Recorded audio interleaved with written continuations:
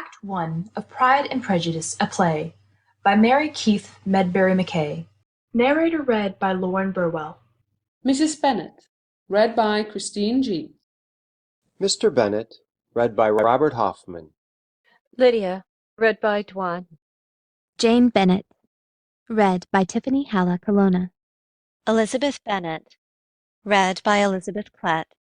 Mr. Wickham, recorded by Chuck Williamson. Mr. Collins, read by Noel Badrian.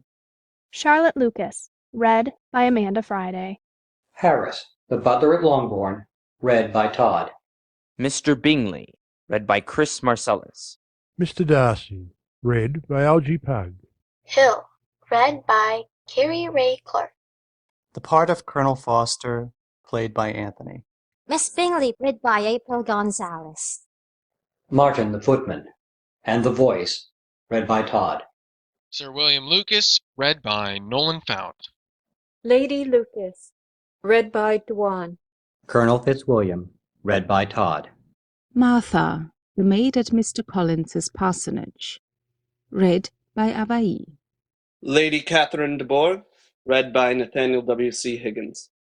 Act One. The drawing room at Longbourn.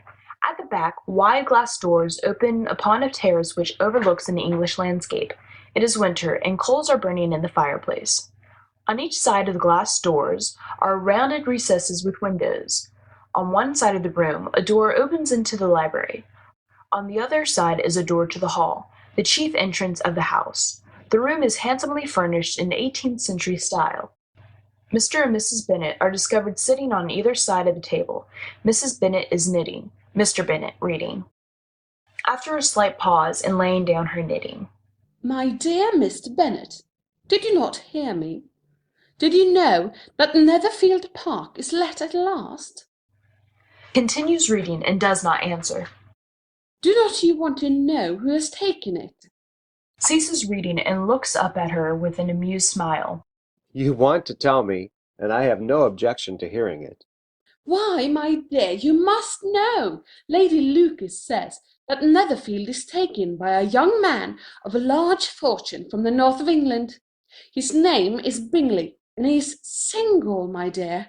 Think of that, Mr. Bennet, a single man of a large fortune, 4,000 or 5,000 pounds a year. What a fine thing for our girls! How so? How can it affect them? My dear Mr. Bennet, how can you be so tiresome? You must know that I am thinking of his marrying one of them. Is that his design in settling here? Design? Nonsense! How can you talk so? But it is very likely that he will fall in love with one of them, and therefore you must visit him as soon as you can. Consider your daughters, Mr. Bennet. Only think what an establishment it would be for one of them. Sir William and Lady Lucas are determined to go merely on that account. Indeed you must go, for it will be impossible for us to visit him if you do not. Who has risen during this last speech and now stands with his back to the fire, facing Mrs. Bennet. You are over-scrupulous, surely. I dare say Mr. Bingley will be very glad to see you, and I will send a few lines to assure him of my hearty consent to marrying whichever he chooses of the girls, though I must throw in a good word for my little Lizzie. I desire you will do no such thing.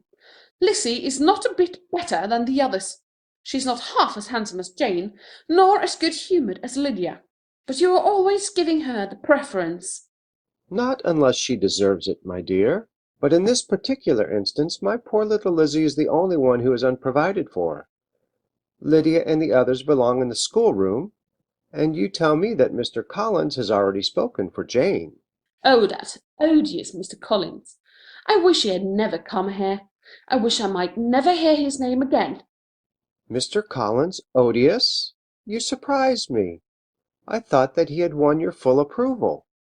Oh, well, since he had to be your cousin, and since you will not do anything about the entail, I suppose it will be a mercy if he does marry Jane. But I do think, Mr. Bennet, it is the hardest thing in the world that we have no son of our own, so that your property has to be entailed away from your own wife and children. So if you should die, we may all be turned out of the house whenever this Mr. Collins pleases. Oh, he certainly does seem to have all the luck in the world. Here he has just got his good living from that grand Lady Catherine de Bourgh. But, my dear, that will soon be your luck as well. You forget that your daughter is to profit by it. Well, perhaps. I don't know about that, but With renewed excitement. I do know that it is too monstrous that after you are gone I shall be forced to make way for this man, and live to see him master in this house. My dear, do not give way to such gloomy thoughts. Let us hope for better things. Let us flatter ourselves that I may be the survivor. This is not very consoling to Mrs. Bennet, and therefore, instead of making an answer, she goes on as before. If it was not for the entail, I should not mind it. What should you not mind? I should not mind anything at all. Let us be thankful that you are preserved from such a state of insensibility. But it certainly is a most iniquitous affair, and nothing can clear Mr. Collins from the guilt of inheriting Longbourn. However, you know he is doing his best to mend matters. He has not only handsomely apologized for his fault, but he has now assured us of his readiness to make every possible amends by marrying one of the girls. Surely, my dear, you must acknowledge that this plan is excessively generous on his part. Well, I suppose it might be worse. Decidedly worse. With Jane so well settled, and a single man like Mr. Bingley in prospect, I think you should be quite cheerful.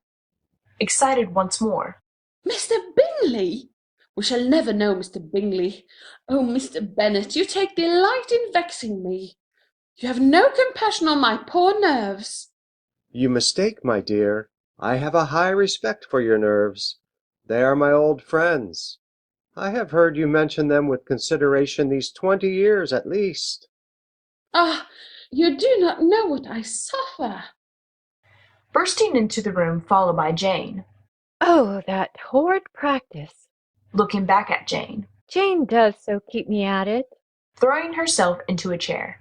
La, I'm tired to death. Who sees that her mother is half crying, goes and stands behind her chair, puts her hand affectionately on her shoulder, and bends over her. Does your head ache, mamma? Of course my head aches.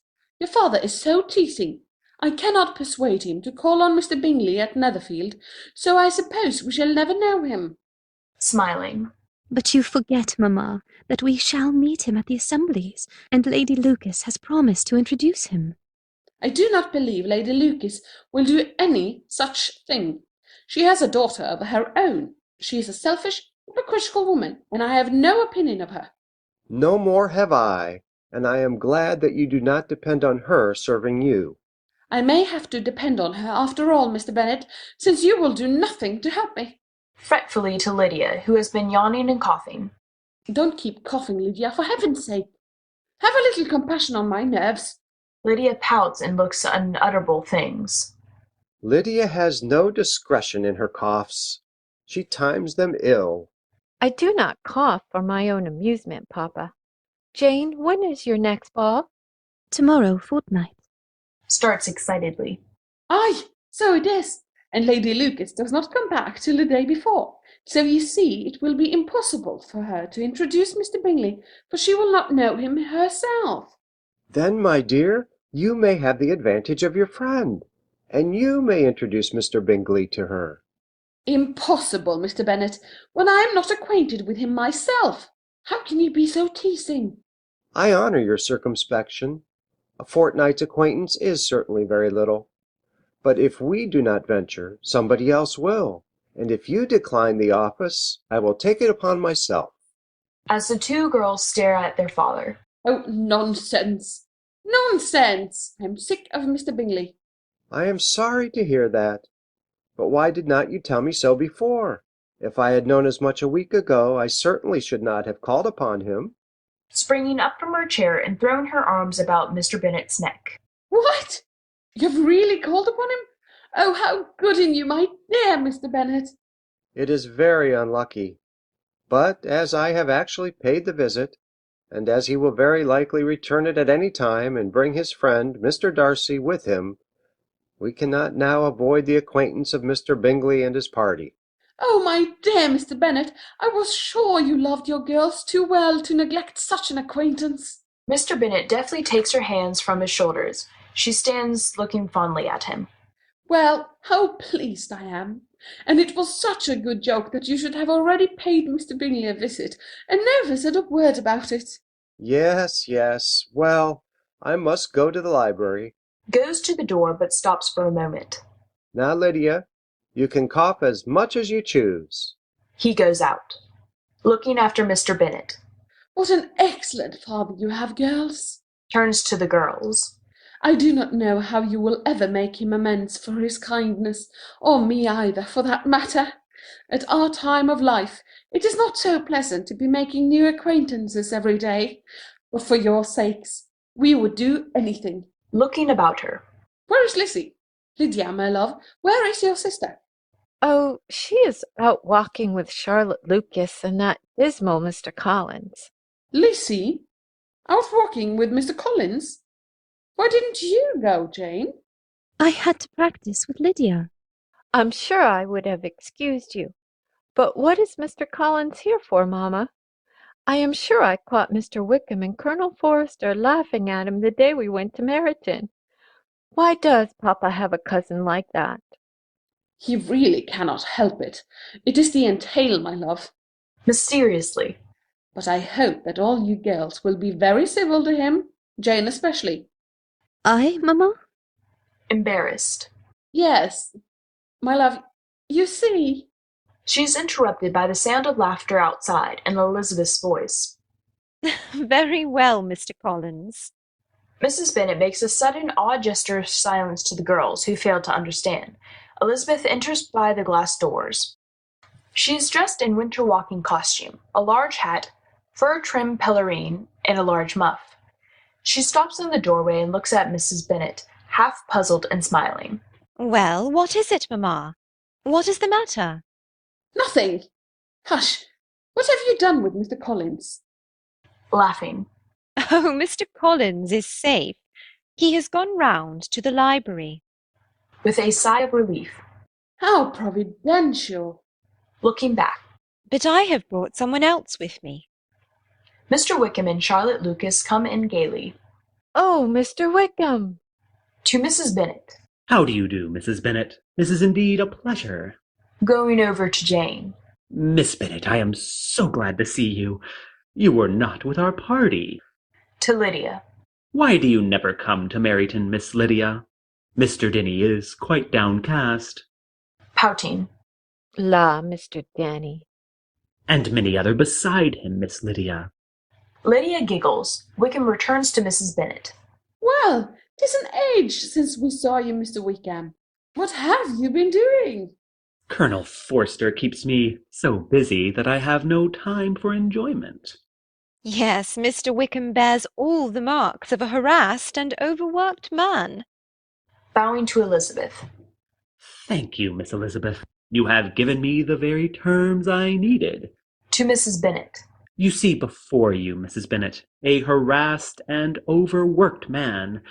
Miss Elizabeth will bear witness that I was on my way to a business appointment when I yielded to temptation and went off for a walk with her and Miss Lucas and their irreproachable escort. And Miss Elizabeth will also testify that you yielded with the celerity and ease of long practice. Laughing. To Elizabeth. But in this case, who was the tempter? Oh, I will admit that Mr. Collins was partially responsible. All laugh. Come, Lizzie, you have been talking to Mr. Wickham all the morning. Now, let some of the rest of us have a chance. Turning to Wickham. You must stay to dinner, Mr. Wickham. I wish I might. That is indeed a temptation. But you know, Miss Elizabeth has just reminded me of my duty. Oh, nobody ever minds Lizzie. Truly, I cannot today, Mrs. Bennet. It is too bad, but I am to meet Colonel Forster. Smiling at Elizabeth. On important business at the Drake farm. Well, I am very sorry. Hesitatingly. I might bring Colonel Forster in for a few moments on the way back. That is, if we return this way. Oh, yes, do. Yes, indeed. Tell Colonel Forster we should be delighted to see him. Thank you, I will. But now I really must be gone. Bowing brightly to Jane and Lydia. Good morning. To Charlotte Lucas. Good morning, Miss Lucas. You must let me hear about those clever plans of yours. I am vastly interested in them. To Elizabeth. Good morning, Miss Elizabeth. You must try to temper your justice with mercy the next time I join you in a walk. Pausing, he looks at Mrs. Bennet, who is standing between their daughters. Do you know, Mrs. Bennet, that you always remind me of one of my old schoolboy phrases? Filiae pulchre, mater pulchrior. Goodbye. He runs off laughing. He has only gone a few steps when Lydia, who has been standing close to the door, runs out and calls to him. Oh, Mr. Wickham! Wickham turns, and Lydia runs up to him and whispers something in his ear. Wickham laughs, then shakes his finger at her, still laughing, and goes off. Lydia stops outside and watches him. Really, Mamma, I think you should speak to Lydia. She is too forward. Nonsense! You are jealous. Jealous? Of Lydia? Well, she's no more forward than any of you. All you girls are crazy about Mr. Wickham, but I can't wonder at it. He certainly is a most engaging young man. What were those French words he said to me as he went out, Lizzie? They were Latin, dear. He paid a very charming compliment to our pretty mamma. He said, "The daughters are lovely, but the mother is lovelier."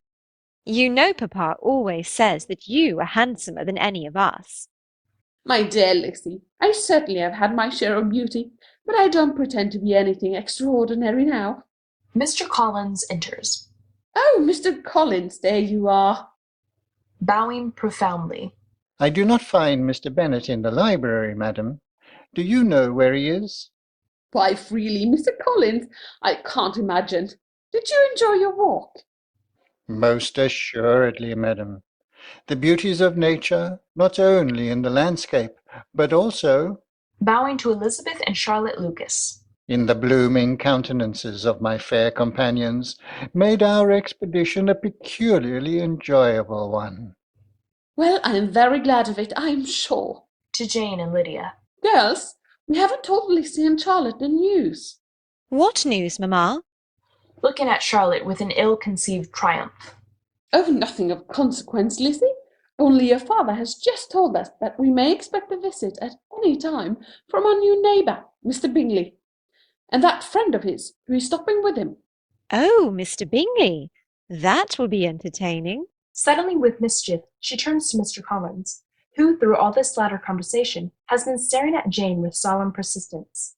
Do not you think so, Mr. Collins? Starting from his absorption. Eh? What? Pompously again. Excuse me, Miss Elizabeth. On what subject did you ask my opinion? I asked you if you didn't think it was a very pleasant thing to meet new neighbours. Most assuredly, Miss Elizabeth. If those neighbours are possessed of those qualifications which redound to their own credit and to the edification of their friends. Otherwise, as a clergyman, I must hesitate in my approval. To Mrs. Bennet. You realize, I am sure, madam, the caution which should ever be exercised where my amiable young cousins are concerned. Yes, mamma, you really should be cautious. Nonsense! Why, my dear Mr. Collins, we have found out all about them. Mr. Bingley and Mr. Darcy are connected with some of the most respectable families in England. Mr. Darcy? Mr. Fitzgerald Darcy? My dear madam, can it be possible that you are to be honoured by a visit from him? Respectable indeed! Why, he is the nephew of my noble patroness, Lady Catherine de Bourgh. It is true that I have never yet had the honour of meeting him, but he frequently visits his aunt, and she has promised to bring him on some occasion to inspect my humble abode. I am surprised indeed by this civility on his part. I only fear there may be some mistake, for Mr. Darcy has the reputation of possessing a very natural pride of birth. But if your information is indeed to be relied upon, I think Lady Catherine would consent to my approval of this visit, provided my fair cousins will keep in mind the proper attitude of respectful humility which should be assumed towards a person of his superior station. We all promise you, Mr. Collins, never for one instant to forget either Mr. Darcy's exalted position or our own insignificance. Looking at her with admiration. With assurance, Miss Elizabeth. I think even Lady Catherine would be satisfied, so I need no longer withhold my sanction. Curtsying. We thank you, sir. This is the very attitude of mind I could desire. To Mrs. Bennet. I think, with your permission, I will now retire again to the library. Going over, smiling to Jane.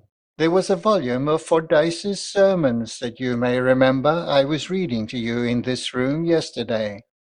I do not find it in the library. Do you know where it is? Looking about him.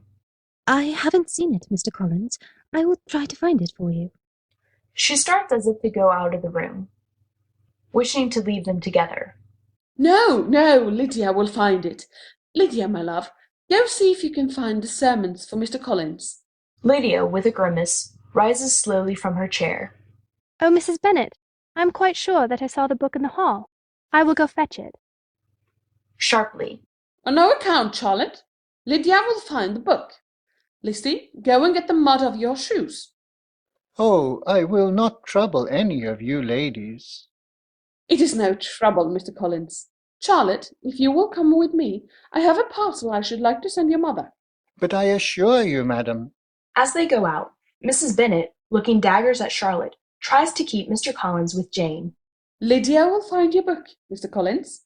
On no account, madam. With awkward gallantry, Mr. Collins ushers out the lady, Lydia rebellious, Charlotte somewhat offended. With an amused smile, having watched the party vanish, turns to Jane and speaks to her in a mock heroic fashion. Miss Bennet, do you realize the honour which is so soon to fall upon our humble home and our gratefully humble selves? Smiling. Oh, Lizzie! Do you really grasp in its full significance the fact that we may soon be honoured by a visit from Mr. Bingley of Netherfield and Mr. Fitzgerald Darcy, nephew of the Lady Catherine de Bourgh? Oh, Lizzie! Mr. Collins is a little pompous, but he seems a very well-meaning young man. Indeed, sometimes quite agreeable. Looking quizzically, but affectionately at her sister. No one can be anything but agreeable in the mind of our dear Jane. This time, however, I quite agree with you. I am as delighted as papa with Mr. Collins. I can see that his mixture of servility and importance promises well. And I think Mr. Bingley and Mr. Darcy promise well. If the half of what our neighbours say is true, Mr. Bingley will give us all sorts of gaieties. Who knows? We may find him as entertaining as Mr. Wickham. As Mr. Wickham? Then, dear Jane, we shall be rich indeed. Counting on her fingers. For hospitality, Mr. Bingley. For conversation, Mr. Wickham. For grandeur, Mr. Darcy and the agreeable Mr. Collins. Oh, Lizzie, cannot you let the poor man alone? With all my heart. I will gladly let him alone. You shall have him all to yourself. If only Mr. Collins knew your good opinion of him. But he is too modest to find it out for himself. Playfully pulling Elizabeth's ear. You are a tease. Entering. The two gentlemen from Netherfield have just brought their horses into the paddock, madam. Show them in, Harris, and speak to Mrs. Bennet at once. Harris bows and goes out. They have come soon, Lizzie. Really, this is very civil in them. Uncommonly civil. Come with me, Jane. I must make myself tidy. Mud and dirty petticoats for Mr. Darcy. Oh, that would never do. They run off laughing. There is a short pause. Then Mr. Bingley and Mr. Darcy enter. The latter is very quiet, with an air of scornful hauteur. Bingley, on the contrary, has a gracious and animated manner. Harris ushers them in, much impressed. To Harris. You will announce us to Mr. Bennet and the ladies. Harris goes out. Do you know, Darcy, I believe that was George Wickham we saw just now going towards the Drake farm. I think there is no doubt of it. But what is he doing here? With assumed indifference. Probably it is his regiment which is stationed at Meryton. No, Darcy, you don't mean it. Why, confound it, if I had had any notion of that, I... Contemptuously. I don't think we need mind Wickham. But I do mind. To think that I should bring you into the neighborhood of that rascal. He must live somewhere, I suppose. Yes, unfortunately. But, Darcy, you are a puzzle to me. You are indeed. How can you speak with any charity of a man who for years abused the patience and generous kindness of your father, and who, so lately, has attempted against your family the most dastardly action that... Interrupting him with hauteur. You've already said too much of George Wickham. I prefer not to discuss him further. Bingley turns away hurt and embarrassed. Darcy, seeing the effect of his words and his manner, goes to him kindly and speaks to him in a changed voice. Bingley, I entirely understand your indignation. Indeed, I share it so fully that I dare not trust myself to think of that man's villainy. It is better that I say nothing of him, even to you. I am sure. I beg your pardon, Darcy. It is rather for me to ask yours. There follows an awkward pause, which Bingley at length breaks by speaking in a tone of forced gaiety. Pretty place, this. With a shrug. Very small. What has the size to do with it? I think we are in luck to have such charming neighbors. You know, we saw two of the young ladies going through the lane the other day. Why, Darcy, one of them is the most beautiful creature I ever beheld. And the other, the one with the dark eyes, she is uncommonly pretty. Don't you think so? She is tolerable, but fine eyes cannot change family connections. What do you mean? I think I have heard you say that their uncle is an attorney in Meryton. Yes. And that they have another in London who lives somewhere near Cheapside. If they had uncles enough to fill all Cheapside, it wouldn't make them one jot less handsome. But it must materially lessen their chances of marrying men of any consideration in the world. Of marrying? You go fast, Darcy. Perhaps. But I am in no humour to give consequence to young ladies. I am here to please you, Bingley. And... He smiles meaningfully. Knowing your disposition, I think it is just as well that I came. Bingley is about to reply when the door opens and Mrs. Bennet enters, followed by Jane and Elizabeth. The two men make ceremonious bows. Mrs. Bennet curtsies, then advances with delighted fussiness. Good morning, gentlemen. I am so sorry that Mr. Bennet has gone for his walk. As she looks a little puzzled from one to the other, Bingley advances. Good morning, Mrs. Bennet. I am Mr. Bingley, your new neighbour at Netherfield. This is my friend, Mr. Darcy of Pendleton, Derbyshire. All bow and curtsy. Mr. Bennet has been so kind as to call upon us, and we are most happy to have the honour of waiting upon the ladies of his family. We are delighted to see you, I am sure, Mr. Bingley. Mr. Darcy. Indicating Jane. My eldest daughter, Miss Bennet. Indicating Elizabeth. Miss Elizabeth Bennet. The girls make low curtsies. The gentlemen bow. Will you not be seated, gentlemen? The guests and ladies seat themselves. I am sure you must like Netherfield, Mr. Bingley. I do not know a place in the country that is equal to Netherfield. You will not think of quitting in a hurry, I hope, though you have but a short lease. Whatever I do is done in a hurry, Mrs. Bennet, and therefore if I should resolve to quit Netherfield, I should probably be off in 5 minutes. At present, however... Looking intently at Jane. I consider myself as quite fixed here. It is very pleasant to have Netherfield open once more, although you must both miss London. There is so much gaiety in London. Yes, in a country neighbourhood you move in a confined and unvarying society. Mrs. Bennet looks vexed at this speech. But people themselves alter so much that there is something new to be observed in them forever. Darcy turns and looks at Elizabeth with surprise and interest. Then you are a student of character, Miss Elizabeth. It must be an amusing study. Yes, Lizzie always likes to watch people. Looking at Darcy. And there are plenty of people about, even if you do live in the country. The country's a vast deal pleasanter than London, is it not, Mr. Bingley? When I am in the country, I never wish to leave it, and when I'm in the town, it's pretty much the same. They have each their advantages, and I am equally happy in either. Aye, that is because you have the right disposition. Looking at Darcy. But that gentleman seemed to think the country was nothing at all. Indeed, mamma, you are mistaken. You quite mistook Mr. Darcy. He only meant that there is not such a variety of people to be met with in the country as in town, which you must acknowledge to be true. Certainly, my dear, nobody said there was. But as to not meeting with many people in this neighbourhood, I believe there are few neighbourhoods larger. I know we dine with 24 families. As all become embarrassed at the speech, Bingley comes to the rescue. Yes, there are many fine estates hereabout.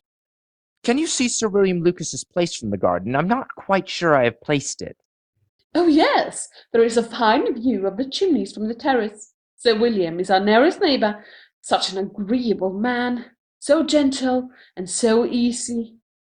Rising, she goes towards the glass doors. Come, Jane, we must show Mr. Bingley Sir William's chimneys. Mrs. Bennet, Bingley, and Jane go out upon the terrace. Would not you also like to see the chimneys, Mr. Darcy? Thank you. Like yourself, I prefer people to places. Did I say that? Not precisely, but I have drawn that conclusion. Gathering her sewing materials, begins to embroider. Well, I can laugh at people better than places, and I dearly love a laugh. Isn't that rather a dangerous trait, Miss Bennet? The wisest and the best of men may be rendered ridiculous by a person whose first object in life is a joke. Certainly, but I hope I never ridicule what is wise or good. Whims and inconsistencies do divert me, I own, and I laugh at them whenever I can.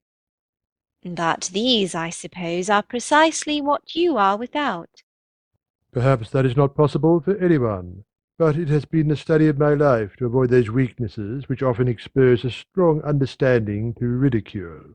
And in your list of weaknesses, do you include such faults as vanity and pride, for instance? Yes, vanity is a weakness indeed, but pride, where there is real superiority of mind, pride will always be under good regulation. I am perfectly convinced, Mr. Darcy, that you have no defect. I made no such pretension, Miss Bennet. I have faults enough. My temper I dare not vouch for. I cannot forget the follies and vices of others against myself. My good opinion once lost is lost for ever. That is a failing indeed. Implacable resentment is a shade in character. But you have chosen your fault well. I really cannot laugh at it. You are safe from me. There is, I believe, in every disposition a tendency to some particular evil, a natural defect which not even the best education can overcome. And your defect is a propensity to hate everybody. And yours to wilfully misunderstand them. Voices are heard outside. Elizabeth applies herself to embroidery. Bingley, Jane, and Mrs. Bennet return from the terrace. The surrounding countryside is really charming, Mrs. Bennet. We think so, but you must give us a ball at Netherfield, Mr. Bingley, and then you will see that some of the people who live here are worth knowing. Oh, mamma! Mamma! Certainly, Mrs. Bennet. I had already decided upon it. I told Mr. Darcy only yesterday that as soon as my sister, Miss Bingley, had arrived, and Nicholas could make white soup enough, I should send out my cards. Did not I, Darcy? I believe you did. Well, that is vastly good in you, Mr. Bingley. And then perhaps your friend may change his mind about the country. To Darcy. You didn't come to admire Sir William's chimneys, Mr. Darcy. I was admiring your daughter's work, madam. Oh, you should see Jane's work. Lizzie is all for books like her father. She's a great reader, and has no pleasure in anything else. Jane, show your embroidered parrot to Mr. Bingley. I do not think Mr. Bingley would be interested, Mum. Oh, indeed, I should, Miss Bennet. I am very much interested in parrots. Pray show it to me. Yes, and a new hand screen. I will find it for you. All three withdraw, leaving Elizabeth and Darcy together. And so you are a great reader and take no pleasure in anything else? Mamma does not understand. I deserve neither such praise or such censure. I am not a great reader, and I have pleasure in many things. So I should have thought. Looking at the screen which he holds in his hand. It is amazing to me how young ladies can have patience to be so very accomplished as they are. To think how you all paint tables and cover screens and net purses. It is quite wonderful. Do you agree with your friend, Mr. Darcy? His list of the common extent of accomplishments has too much truth, but I cannot boast of knowing more than half a dozen young ladies in the whole range of my acquaintance that are really accomplished. Then you must comprehend a great deal in your idea of an accomplished woman. Perhaps. To deserve the word, a woman must have a thorough knowledge of music, singing, drawing, dancing, and the modern languages. She must also possess a certain something in her air and manner of walking, the tone of her voice, her address and expression, and to all this she must yet add something more substantial. With a little bow to Elizabeth. In the improvement of her mind by extensive reading. I am no longer surprised at your knowing only 6 accomplished women. I rather wonder at your knowing any. Enters and announces. Colonel Foster and Mr. Wickham. The gentleman enters, smiling. Here I am again, Mrs. Bennet. I found that Colonel Forster had a message for the young ladies. I am delighted to see you. You are just in time to meet our new neighbours. Introducing the gentleman. Colonel Foster, Mr. Wickham, Mr. Bingley, Mr. Darcy. As the gentlemen enter, Mr. Darcy has his back turned to them in conversation with Elizabeth. At the sound of Wickham's voice, he starts and turns so that he faces the latter just in time for the introduction. At the sight of Darcy, Wickham starts and is gravely confused. Darcy stiffens and scarcely nods when Wickham is introduced. The whole situation is so marked that everyone looks on with an astonishment to which Mrs. Bennet gives audible expression. Well, well, if ever there was a proud, stiff man. Mamma! Looking distressed, speaks hurriedly. Oh, Mrs. Bennet, I'm sorry that we cannot wait for Mr. Bennet. We were on our way to meet my steward, and we are already late for the appointment. I am very sorry you must go, Mr. Bingley, but I hope you will come again. We must engage you soon for dinner. In an absent and worried way. It will be a pleasure. Then with bows, the party moves towards the door. Bustling. Your best way to the paddock is by the terrace. The gentlemen have almost reached the glass doors when Mr. Collins comes in excitedly, putting himself directly in the way of Bingley and Darcy.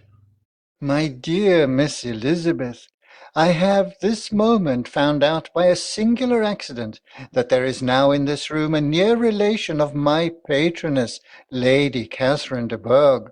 Will you present me? He looks inquiringly from one to the other of the young men. Mr. Bingley, allow me to present my cousin, Mr. Collins. Mr. Darcy, Mr. Collins. Taking almost no notice of Mr. Bingley, he greets Mr. Darcy with servile effusion. My dear sir, I trust you will pardon me for not having paid my respects before.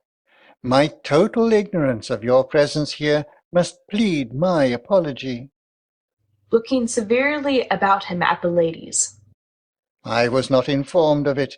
Is there any message, sir, which I could take from you to my honoured patroness, your aunt, or to your fair cousin, Miss de Bourgh? Thank you. I will not trouble you so far.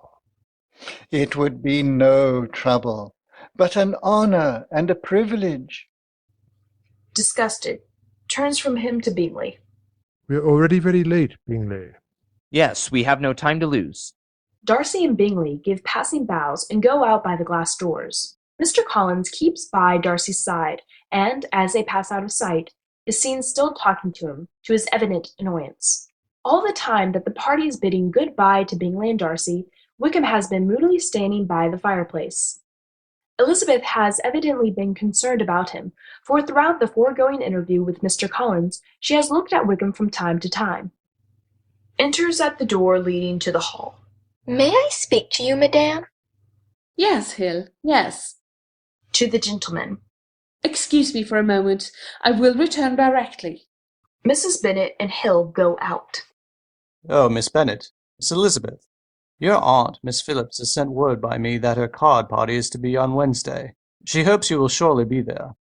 In a preoccupied way, looking towards Wickham. Oh, yes, we shall go. As he passes the piano, and looking at some music which is on the rack. Ah, here's a song you have promised to sing me. Pray sing it now, Miss Elizabeth. Really, Colonel Forster, you must excuse me for today. Jane will play for you instead. Indeed, I cannot, Lizzie. Looking meaningfully at her. Please, Jane. Oh, do, I beg, Miss Bennet. All through the following interview between Elizabeth and Wickham, the tinkle of the instrument is heard. During their conversation, Jane's back is turned, also Colonel Forster's as he looks over the music, so that Elizabeth and Wickham are practically alone. Elizabeth returns to her embroidery. There is an awkward pause for a moment. Wickham finally breaks it. How long has Mr. Darcy been in Hertfordshire, Miss Elizabeth? Only for a very short time, I believe. He comes from Derbyshire, I understand, and has a very large property there. Yes, his estate is a noble one, a clear 10,000 per annum. I am well informed on this head. I have been connected with Mr. Darcy's family in a particular matter since my infancy. Indeed? You may well be surprised, Miss Elizabeth, at this assertion after seeing the very cold manner of our meeting just now. Are you much acquainted with Mr. Darcy? No. Though I have heard of him, I met him for the first time today. But even on this short acquaintance, I should take him to be an ill-tempered man. As if he had come to a sudden decision. Miss Elizabeth, you have been a witness of Mr. Darcy's treatment of me today, and, therefore, I feel that I must, for my own justification, acquaint you with the facts of my past connection with him. I shall respect your confidence, Mr. Wickham. I am sure of it.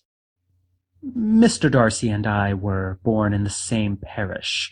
My own father, who, to be frank, was steward of the Darcy estates, gave up everything to serve the interest of the Darcy family. Mr. Darcy's father was excessively attached to me. Indeed, I was his godson. He meant to provide for me amply, and thought he had done so. I was destined for the church, and Mr. Darcy's father left to me a most valuable living. But the present Mr. Darcy chose to ignore his father's will, and gave the living to another man. This closed for me the career for which I was most fitted, and left me with almost no means of support. Good heavens! But how could that be? Why did not you seek legal redress? There was an informality in the terms of the will, which gave me no hope from the law. Mr. Darcy's father had relied implicitly upon the honour of his son. But this is quite shocking. Mr. Darcy deserves to be publicly disgraced. Some time or other he will be. Till I can forget his father, I can never defy or expose him. This feeling does you honour. But what can have induced Mr. Darcy to behave so cruelly? I must attribute it, in some measure, to his jealousy. His father's uncommon attachment to me irritated him. But the fact is, Miss Elizabeth, as you can see, we are very different men, and he hates me. His disposition must be dreadful. I will not trust myself on that subject. To treat in such a manner the godson, the friend, the favourite of his father! How abominable! And yet, Miss Elizabeth, we must try to be just to him. Mr. Darcy has many good qualities. He can be both liberal and generous. He has also a brother's affection and pride, which makes him a careful guardian of his sister.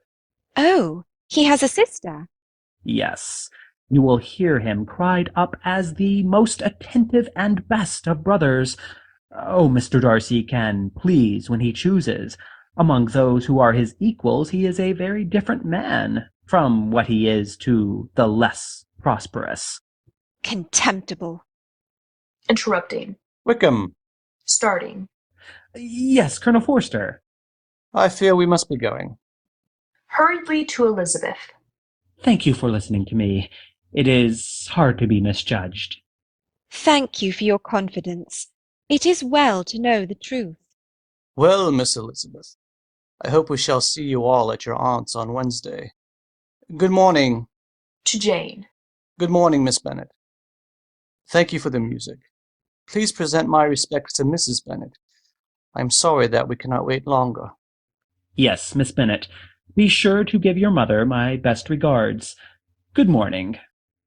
All bow and curtsy. As he is leaving, he speaks aside. Oh, Miss Elizabeth, may I entreat? You may depend upon my sympathy. Looking at her with an understanding smile. I am most grateful. The gentlemen go out the door. Jane and Elizabeth go into the recess and look from the window. There is a short pause. Enters flurried and looks about her. Well, have they gone? Mr. Collins enters through the glass doors at the centre. He sees Mrs. Bennet. Oh, madam, I am just returned from attending on Mr. Darcy. Such a privilege! He was most condescending. I was able to tell him that Lady Catherine was very well on Saturday se'nnight. He is very like Lady Catherine. I am sure you must have been impressed by his distinguished manners. Well, really, Mr. Collins. A titter is heard from the recess where the girls are seated, and then Jane's voice. Oh, Lizzie, hush. Hearing this, turns and discovers the two girls. Then he speaks to Mrs. Bennet with lowered voice, as if an idea had just come to him. This meeting is most opportune. Will you kindly step this way for a moment? He draws Mrs. Bennet aside. May I hope, madam, for your interest with your fair daughter Jane, in the matter on which we were speaking yesterday? I would solicit the honour of a private audience with her this morning. Certainly, Mr. Collins. Hesitating. But there have been some changes since then. Some things have happened. I think it is right you should know that Jane is very likely to be soon engaged. Encouragingly. But there is Elizabeth. I cannot take it upon myself to say. I cannot possibly answer. But I do not know of any prepossession in her case, and I am sure she can have no objection to listen to you. Mrs. Bennet goes to the fire and stirs it. As soon as she has finished. Then Miss Elizabeth let it be, madam. I was struck by her attitude of respectful awe when I mentioned the Lady Catherine de Bourgh. Such modesty and humility of mind cannot but recommend her to my patroness. Looking rather astonished at this last speech, but recovering herself. Yes, my daughter Elizabeth knows what is proper. She will be very happy to listen to you. Shall I call her now? I think, madam, there should be no further loss of time, as my leave of absence extends only to the coming Saturday. Very well. She goes to the recess where the two girls are talking together. Jane, I want you upstairs. Lizzie, Mr. Collins has something he wishes to say to you. Suspicious and dismayed. Dear Mum, Mr. Collins must excuse me. I was just going away myself. Now, no nonsense, Lizzie. I desire you will stay. Mr. Collins has something very particular to say to you. As Elizabeth tries to escape. Lizzie, I insist upon you staying and hearing Mr. Collins. Come, Jane. Mrs. Bennet and Jane go out. Approaching Elizabeth, who does not move from the place where her mother left her. Believe me, my dear Miss Elizabeth, your modesty, so far from doing you any disservice, rather adds to your other perfections. But allow me to assure you that I have your respected mother's permission for this address. He escorts Elizabeth with clumsy gallantry to the sofa, then brings a chair and seats himself opposite her.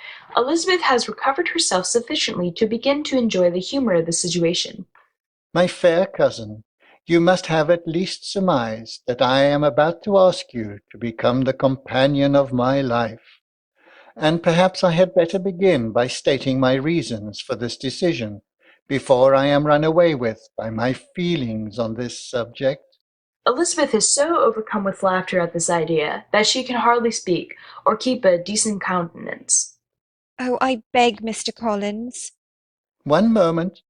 My reasons for marrying are, first, that I think it a right thing for every clergyman to set the example of matrimony to his parish. Second, I am convinced it will add very greatly to my happiness. Third, it is the particular advice of that very noble lady, whom I have the honour of calling patroness. Believe me, Mr. Collins. Excuse me one moment. It remains only to be told why my views were directed to Longbourn instead of to my own neighbourhood. The fact is that being as I am to inherit this estate after the death of your father, who, however, may live many years longer, I could not satisfy myself without resolving to choose a wife from among his daughters, that the loss to them might be as little as possible, when the melancholy event took place. This has been my motive, my fair cousin, and I flatter myself it will not sink me in your esteem. Mr. Collins, Rising and approaching nearer to Elizabeth. Still one moment more, and now nothing remains for me but to assure you, in the most animated language, of the violence of my affection. To fortune I am perfectly indifferent, and you may assure yourself that no ungenerous reproach on that score shall ever pass my lips when we are married. Rising in her turn.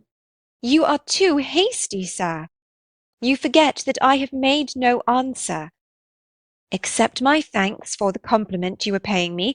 I am very sensible of the honour of your proposals, but it is impossible for me to do otherwise than decline them. With another formal wave of the hand.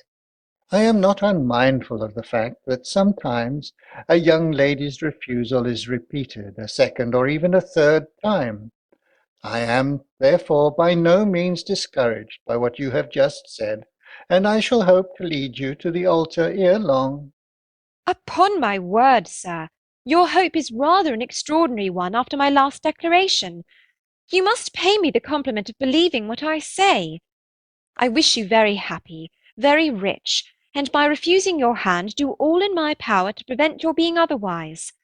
This matter may be considered, therefore, as definitely settled. She is about to leave the room when Mr. Collins detains her. One moment. When I do myself the honour of speaking to you next on this subject, I shall hope to receive a more favourable answer. Really, Mr. Collins, you puzzle me exceedingly. I know not how to express my refusal in such a way as may convince you of its being one.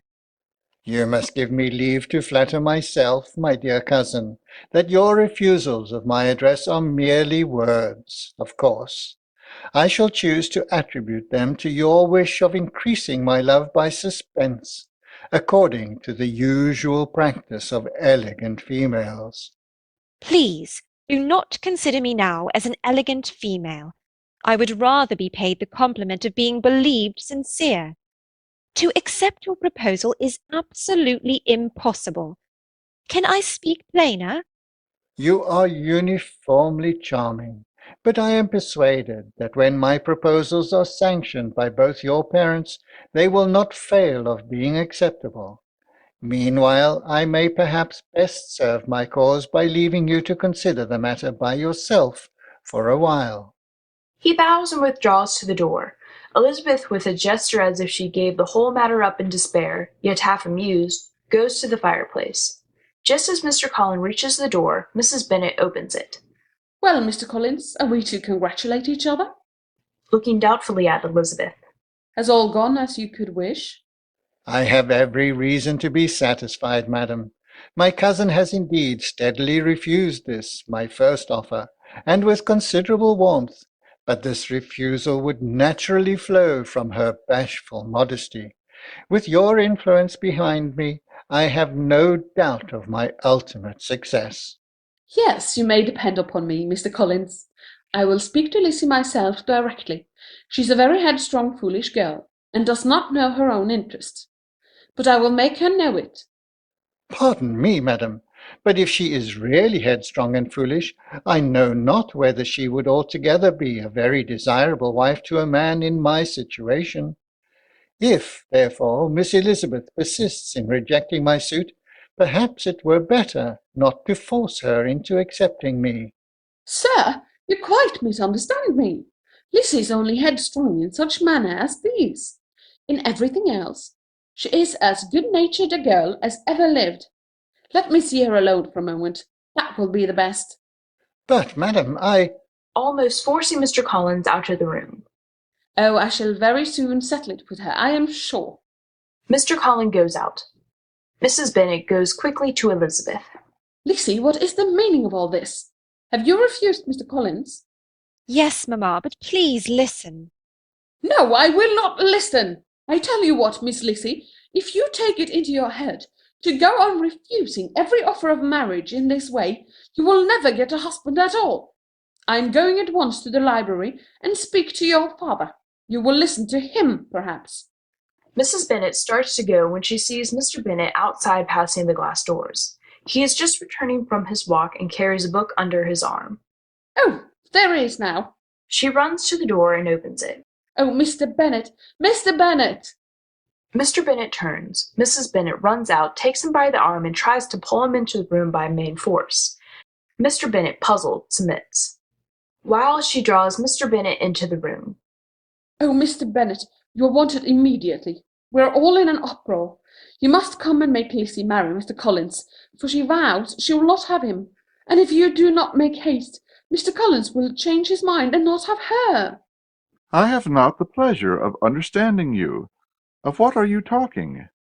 Of Mr. Collins and Lizzie. Lizzie declares she will not have Mr. Collins, and Mr. Collins begins to say he will not have Lizzie. Lizzie? I thought it was Jane. No, no, it's Lizzie now. Ah, and what am I to do on the occasion? It seems a hopeless business. Speak to Lizzie. There she is. Pointing to Elizabeth at the fireplace. Tell her that you insist upon her marrying him. Turning to Elizabeth. Come here, child. Elizabeth goes to her father. This is an affair of importance. I understand that Mr. Collins has made you an offer of marriage. Is this true? Yes, papa, it is. Very well. And this offer of marriage you have refused. I have, sir. We now come to the point. Your mother insists upon your accepting him. Is that not so, Mrs. Bennet? Yes, or I will never see her again. An unhappy alternative is before you, Elizabeth. From this day you must be a stranger to one of your parents. Your mother will never see you again if you do not marry Mr. Collins, and I will never see you again if you do.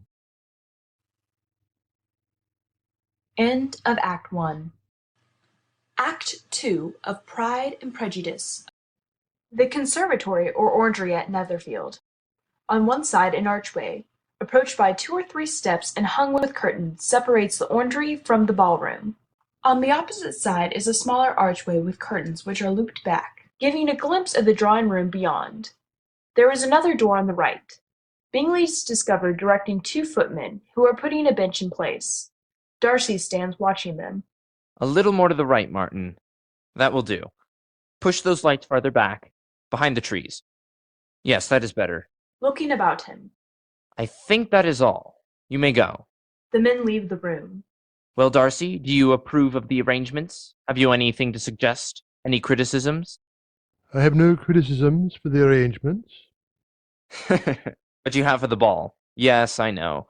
Still, I was really obliged to keep my promise. I am glad to find that a promise is with you an obligation. Oh, come, Darcy, I understand. Set your mind at rest. I'm going to London with you, although I must say I do not see the necessity for it. I think you are exaggerating the effect of any small attention of mine toward Miss Bennet. However, we will cling together and fly a common danger. Common danger? Yes, common danger. I too have eyes. Where will you match the wit and vivacity of Miss Elizabeth Bennet? She is indeed charming, and I admit that were it not for the inferiority of her connections, I might be in some danger. But they form, for me, an insurmountable barrier against any possible peril. Love laughs at bars, Darcy. Darcy looks annoyed. No, I won't. It really is not fair, since it is my fault. You would never have been put to the test if you hadn't been so good as to stay on here with me after that. Stopping suddenly, and with an entire change from his former bantering tone, he says in a hesitating manner, Darcy, do you really think you should be silent about Wickham? Decidedly. I do not choose to lay my private affairs before the world. But the fellow is sailing under false colors. You do not know what the result may be. I really must speak of this again, Darcy, even at the risk of offending you. Darcy makes an impatient gesture. I am truly concerned at the foothold this rascal has already gained in the Bennet family. What he has failed to accomplish once, he may succeed in again. These young ladies have no brother to defend them. Neither have they the wealth to excite Wickham's cupidity. At any rate, I do not wish to be the one to enlighten the neighbourhood. Besides, I understand that he has left Meryton. Even so, He is interrupted by Miss Bingley, who enters gaily from the drawing-room. Ah, here you are. To Darcy. Will you be so kind? She holds out her arm for him to clasp her bracelet. Your sister Georgiana should be here, Mr. Darcy. To her brother. Charles, you should have insisted on her coming. I am not in the habit of insisting with Darcy. Laughingly. Very true. To Darcy, who has at length succeeded in fastening the bracelet. Thank you. Looking about her. It is vastly pretty, Charles, but I am much mistaken if there are not some among us to whom a ball will be rather a punishment than a pleasure. If you mean Darcy, he may go to bed if he pleases, before it begins. But, Charles, it would certainly be more rational if conversation instead of dancing were made the order of the day. Much more rational, my dear Caroline, but it would not be near so much like a ball. Entering too, Mr. Bingley. Several of the carriages have arrived, sir, and the guests will soon be entering the ballroom. To the footmen. Very well. To Miss Bingley. Come, Caroline, we must be at our post. We will leave Darcy to make up his mind whether he will join us later. Bingley and his sister disappear through the archway leading to the ballroom. Darcy does not follow them, but walks thoughtfully up and down the room. The sound of a voice is heard announcing, Mrs. Long, the Miss Longs. A pause. Colonel Foster and Mr. Denny. A pause. Mr. and Mrs. Golding. A pause. Mrs. Bennet, the Miss Bennets. Darcy stops in his walk and goes towards the ballroom archway. Then he walks once more up and down. Mrs. King, Miss King. Darcy again moves towards the ballroom. He lifts the curtain, hesitates, looks in, then disappears. Sir William and Lady Lucas, Miss Lucas, Mr. Robinson. The music now begins. The stage is left empty. After a short pause, Elizabeth and Charlotte appear between the curtains of the ballroom archway. Peeps in, then enters. Isn't this pretty? Come in here for a moment, Eliza. I want to tell you something. Following her. Why did I promise to dance with Mr. Darcy just now? Why did I not have more presence of mind? They sit on the bench together while they talk. The guests at the back pass to and from the drawing-room and the ballroom, and the sound of the music is heard faintly. I dare say you will find him very agreeable. Heaven forbid! That would be the greatest misfortune of all. To find a man agreeable whom one is determined to hate. Do not wish me such an evil. I wouldn't be a simpleton, Eliza. You are angry because Wickham is not here. But I wouldn't allow my fancy for him to make me unpleasant in the eyes of a man of 10 times his consequence. My fancy for Wickham, as you choose to call it, is simply my sympathy for a most ill-used man. Also the relief of meeting with good manners and a good understanding after the insufferable pride of Mr. Darcy, and the stupid pomposity of that dreadful Mr. Collins. Charlotte starts. Oh, my dear Charlotte, I have never thanked you half enough for helping us to endure that man. It was so good-natured in you to sacrifice yourself by listening to those interminable speeches of his. I am more obliged to you than I can express. But oh, what a relief it is to know that he is really gone. Who has listened to this tirade in increasing embarrassment. Oh, don't, Eliza. You are making it so terribly hard for me. But I must tell you, I am engaged to Mr. Collins. Elizabeth is stupefied with surprise, and looks at Charlotte for a moment in silent and incredulous amazement. Then, with difficulty, she speaks. Engaged? Engaged to Mr. Collins? Oh, my dear Charlotte, impossible! You are joking. No, indeed, Eliza. I am in most serious earnest. Why should you be so surprised? Do you think it incredible that Mr. Collins should be able to procure any woman's good opinion because he was not so happy as to succeed with you? Oh, no, no, of course not. And you must forgive all I have just said. I couldn't possibly have imagined. No, Eliza. Indeed, you could not. She puts her hand on Elizabeth's shoulder. And we shall be friends still? Why, of course, dear Charlotte. It was only the surprise. You know how fond I am of you. You know I wish you all imaginable happiness. Yes, I am sure of it. You must be surprised, very much surprised, so lately as Mr. Collins was wishing to marry you. But, dear Eliza, when you have had time to think it all over, I hope you will be satisfied with what I have done. I am not romantic. I ask only a comfortable home, and considering Mr. Collins' situation in life, I am convinced that my chance of happiness with him is as fair as most people can boast on entering the marriage state. Undoubtedly. Looking at Elizabeth affectionately and wistfully. And you will come to visit me sometimes. I could not bear to lose you, Eliza. Surely, Charlotte. Looking up and patting Charlotte's hand. We are to be cousins, you know. Why, so we are. Colonel Forster comes from the ballroom. Lydia and Denny enter from the drawing-room. Hurriedly going to Charlotte. I am to have the honor of this reel, I believe, Miss Lucas. Oh, yes, Colonel Forster. She goes out with Forster, leaving Elizabeth alone, still seated. Lydia and Denny approach Elizabeth.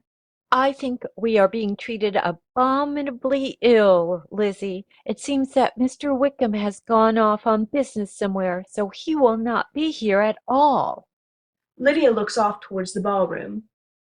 Aside to Elizabeth significantly. I do not imagine his business would have called him away just now if he had not wished to avoid a certain gentleman. Suddenly. Why, Mr. Denny, I do believe the reel is half over. I dearly love a reel. We shall miss it altogether. Come. She drags Denny off. Alone. Well, well, the world is surely upside down. Charlotte and Collins! What a match! Approaching from the ballroom. Do you not feel a great inclination, Miss Bennet, to seize such an opportunity of dancing a reel? Elizabeth makes no answer. Do you not enjoy the reel, Miss Bennet? Looking up. Oh, I heard you before, but I could not immediately determine what to say in reply. You wanted me, I know, to say yes, that you might have the pleasure of despising my taste. But I always delight in overthrowing that kind of scheme. I have therefore made up my mind to tell you that I do not want to dance a reel at all, and now despise me if you dare. Smiling. I do not dare. Miss Bingley enters from the ballroom with an officer. They talk together. Entering from the ballroom and looking about him, sees Elizabeth and comes to her. May I have the honor, Miss Bennet? I do not dance the reel, Colonel Forster. Oh, the reel is over. This is our dance. She goes off with Colonel Forster. Darcy remains where Elizabeth leaves him and watches her till she disappears into the ballroom. The officer bows and leaves Miss Bingley. Approaching Darcy. I can guess the subject of your reverie. I should imagine not. You are considering how insufferable it would be to pass many evenings in such society. Indeed, I'm quite of your opinion. I was never more annoyed.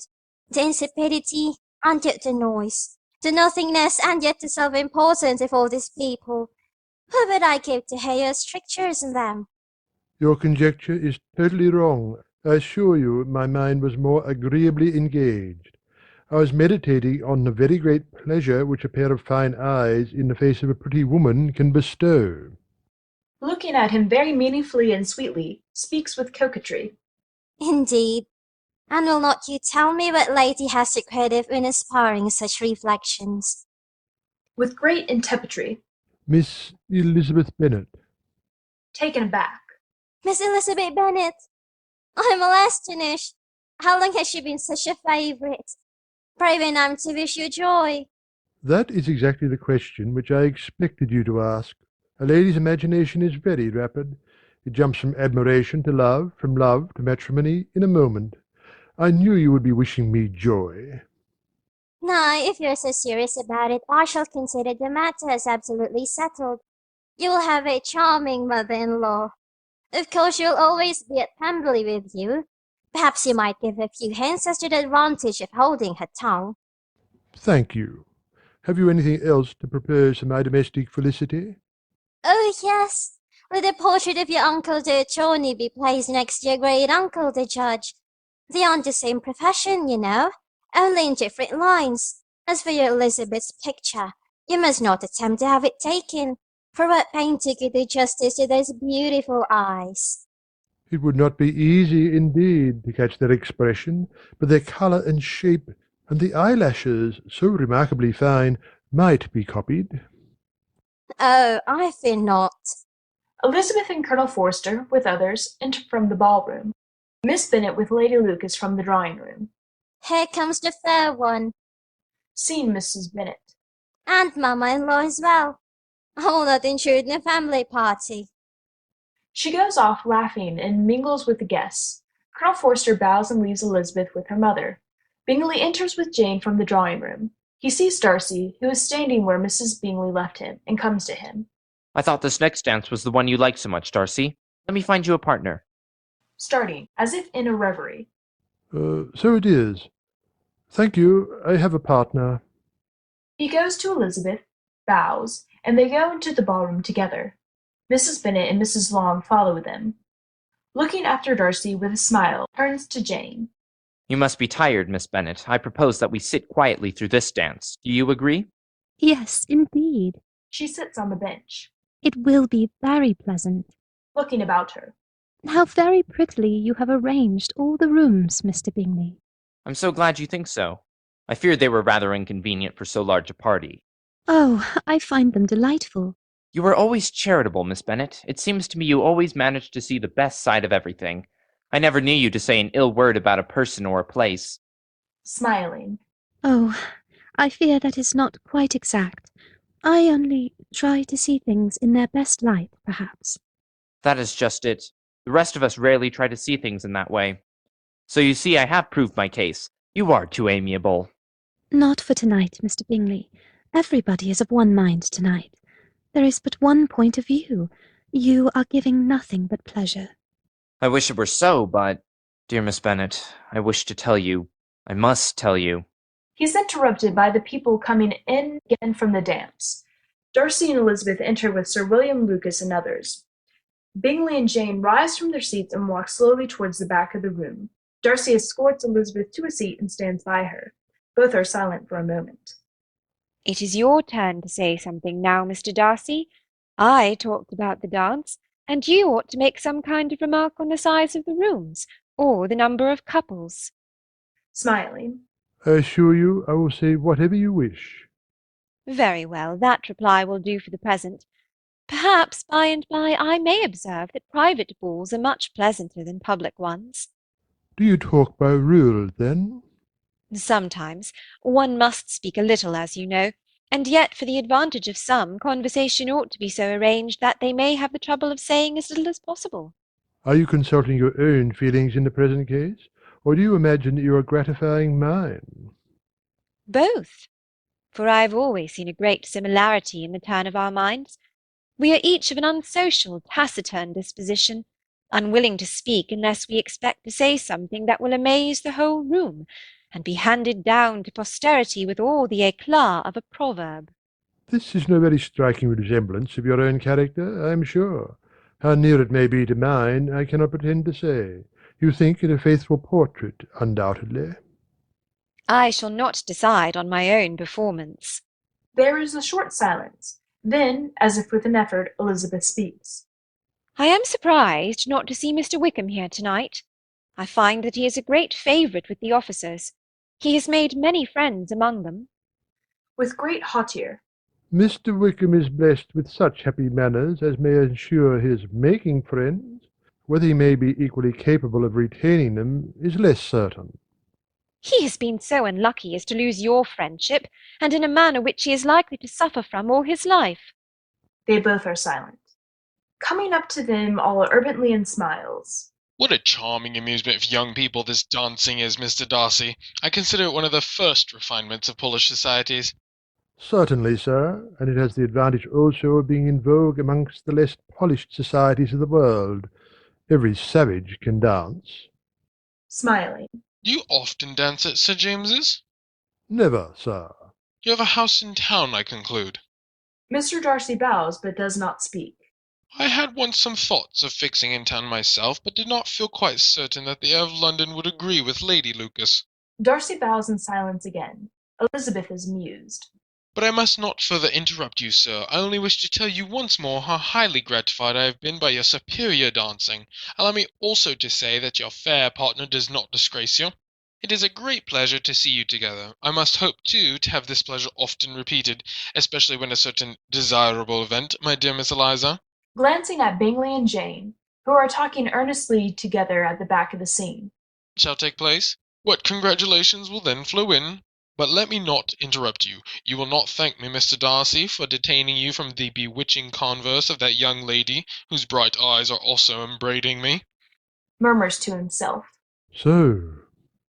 Looking earnestly at Bingley and Jane, he seems much impressed by what Sir William has said. Elizabeth notices this. Recovering himself, Darcy turns to her again. Sir William's interruption has made me forget what we were talking of. I do not think we were speaking at all. Sir William could not have interrupted any two people who had less to say for themselves. We have tried 2 or 3 subjects already without success, and what we are to talk of next I cannot imagine. Smiling. What think you of books? Books? Oh, no, I am sure we never read the same, or not with the same feelings. I am sorry you think so, but if that be the case, there can at least be no want of subject. We may compare our different opinions of them. No, I cannot talk of books at a ball. My head is always full of something else. The present always occupies you in such scenes, does it? Yes, always. I remember hearing you once say, Mr. Darcy, that you hardly ever forgave, that your resentment once created was unappeasable. You were very cautious, I suppose, as to its being created. I am. And never allow yourself to be blinded by prejudice. I hope not. It is particularly incumbent on those who never change their opinion to be secure of judging properly at first. May I ask to what these questions lead? Merely to the illustration of your character. I am trying to make it out. And what is your success? Shaking her head. I do not get on at all. I hear such different accounts of you as puzzle me exceedingly. I can readily believe that reports may vary greatly with respect to me, and I could wish, Miss Bennet, that you were not to sketch my character at the present moment, as there is reason to fear that the performance would reflect no credit on either. But if I do not take your likeness now, I may never have another opportunity. I would by no means suspend any pleasure of yours. Miss Bingley enters from the ballroom. She comes directly to Darcy and Elizabeth. Oh, Mr. Darcy, would you be so good as to go to Charles? He wishes very much to consult you about some of the table arrangements. You will find him in the dining parlour. That is, if Miss Bennet will permit you. Oh, certainly. Darcy bows and goes out. To Elizabeth, after a moment's silence. So, Miss Bennet, I heard that you were quite delighted with George Wickham. He must have told you all a pretty tale, as to Mrs. Darcy's using him ill. It is perfectly false. I do not know the particulars, but I do know that George Wickham has treated Mr. Darcy in a most infamous manner. His coming into the county at all is a most insolent thing. I feel very strongly on this point, Miss Bennet. as Mr. Darcy's interests are so intimately associated with our own. She watches Elizabeth. We hope Miss Georgiana Darcy may some day be my sister. My brother admires her greatly. Ah, Yes, and therefore we resent this falsehood and this presumption on the part of George Wickham. But, really, considering his descent, we cannot expect much better. He has evidently forgotten to tell you that he is just son of old Wickham, steward to the late Mr. Darcy. his guilt and his descent appear by your account to be the same. I have heard you accuse him of nothing worse than of being the son of Mr. Darcy's steward, and of that I can assure you he informed me himself. With a sneer. Oh, I beg your pardon. Excuse my interference. It was kindly meant. She goes out. Insolent girl! You are much mistaken if you expect to influence me by such a paltry attack as this. I see nothing in it but your own wilful ignorance and the malice of Mr. Darcy. Footmen now come in with small tables, which they place about the stage. Bingley comes in and directs them. Darcy follows him. To Elizabeth, Jane, his sister, and others who have entered. I thought it would be pleasant to have some of the tables here. To Jane. We must have places together.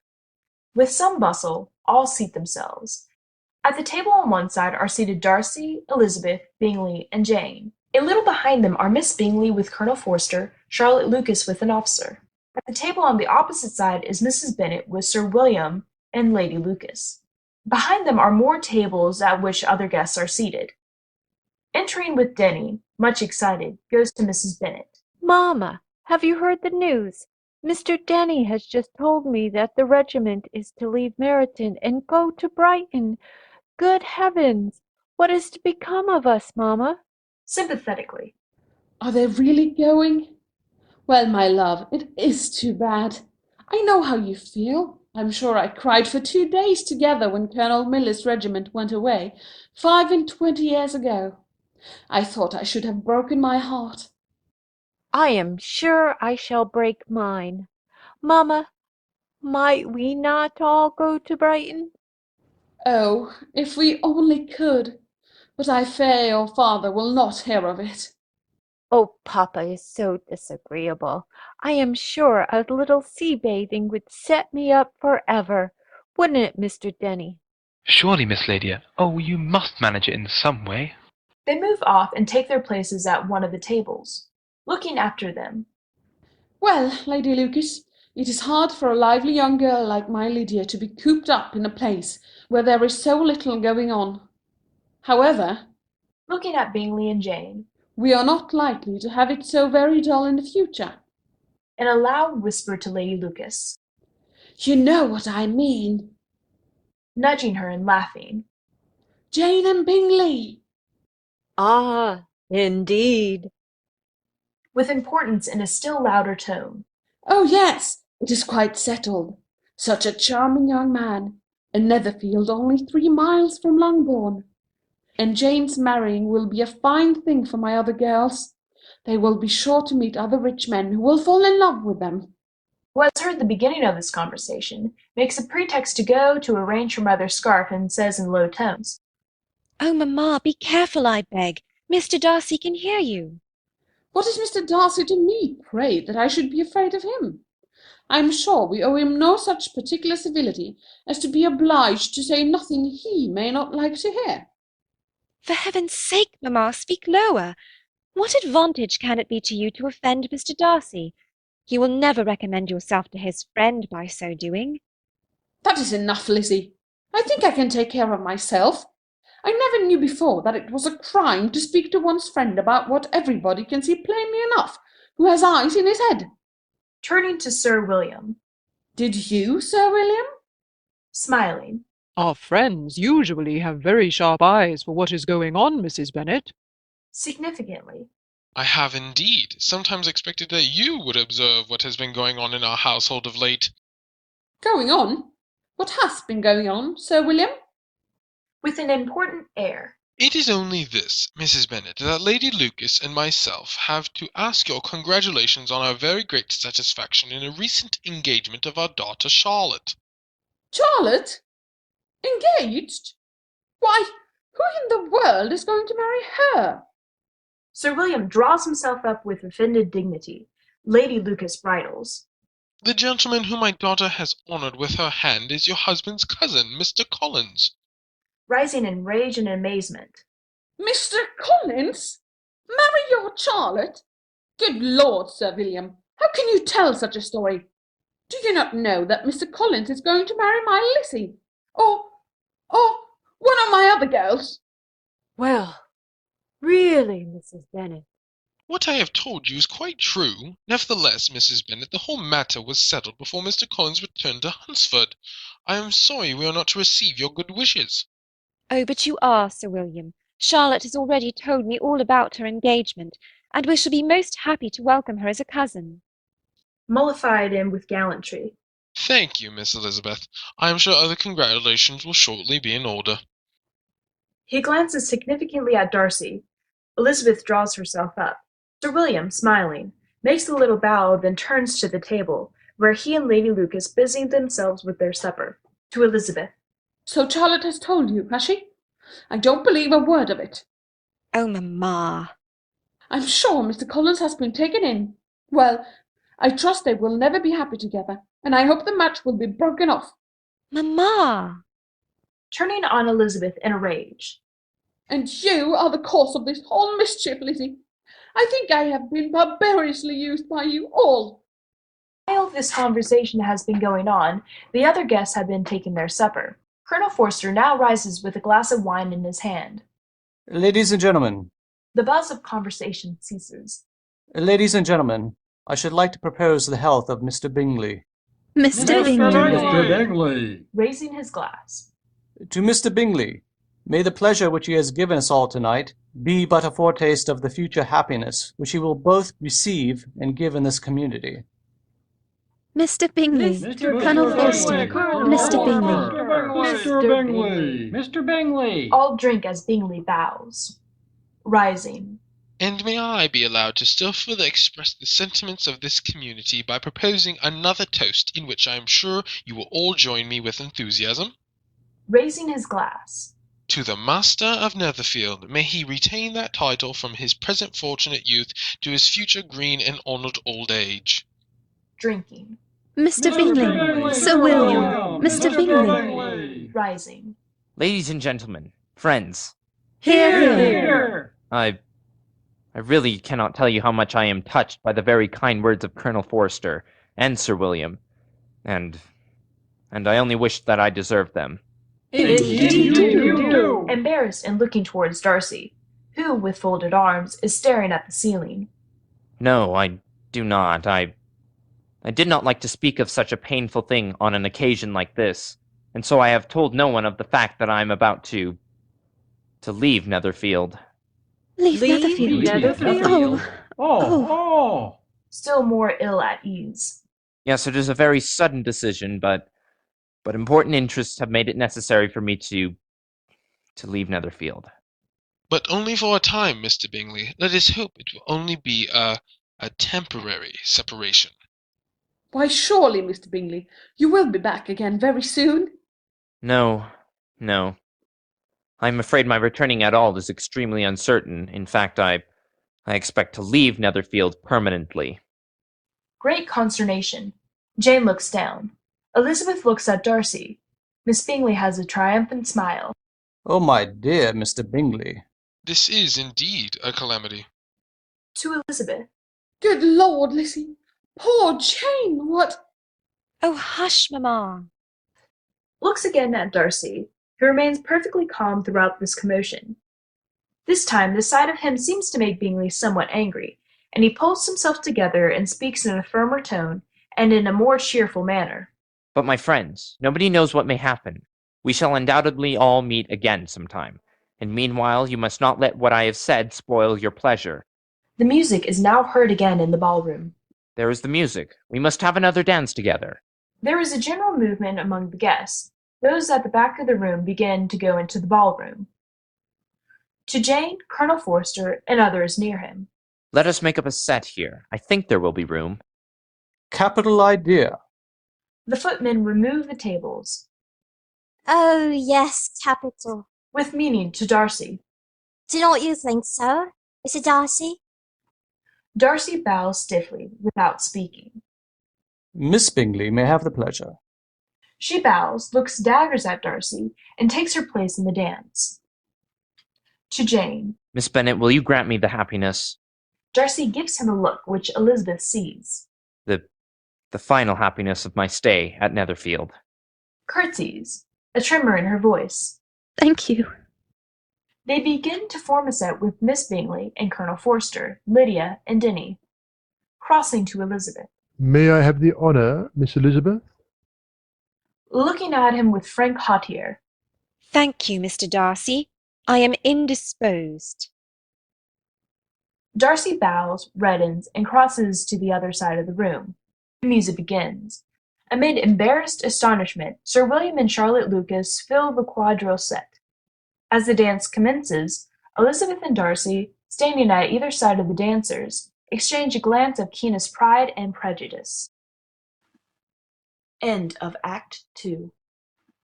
Act 3, A Pride and Prejudice. The parlour of Mr. Collins' personage at Hunsford. At the back of the room is an open door. This door leads directly into the garden, beyond which is seen, through an opening in the trees in the park opposite, the prospect of Rosings, the residence of Lady Catherine de Bourgh, a handsome, modern building on rising ground. A wide cottage window, also at the back of the room, gives a plain view of the passer-bys. On either side of the parlour is a door leading to the other parts of the house. Elizabeth is discovered standing at the open door and looking up at someone outside who is evidently climbing the trellis. Outside. Is this the cluster you wish, Miss Bennet? No, Colonel Fitzwilliam. Those are buds. One's higher still. There by the eaves. Elizabeth laughingly watches Colonel Fitzwilliam until he appears with a cluster of half-opened roses, which he presents to her in a gallant air, taking the roses and putting them in her girdle. Thank you. May not I have one as my reward, Miss Bennet? Is not accomplishment its own reward? And is not the power to be generous the highest reward that can be given to any accomplishment? Oh, surely. And so you would have to be generous and get me some more roses. Then we should each of us have to invent new speeches, and so we should never be done till we were ready to print a phrase book. However, you have certainly won your rose. She gives it to him. Thank you. That phrase book is a capital idea, Miss Bennet. Nothing could please me better than just such an occupation.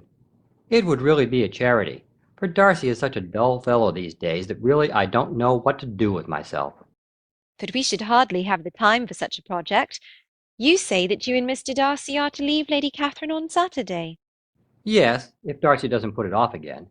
He has already paid our aunt a much longer visit than ever before. I am at his disposal, you know. He arranges the business just as he pleases. I do not know anybody who seems more to enjoy the power of doing what he pleases than Mr. Darcy. He likes to have his own way very well, but so do we all. It is only that he has better means of having it than many others. Looking at his watch. I suppose I ought to go and look for him now. I expected to find him here.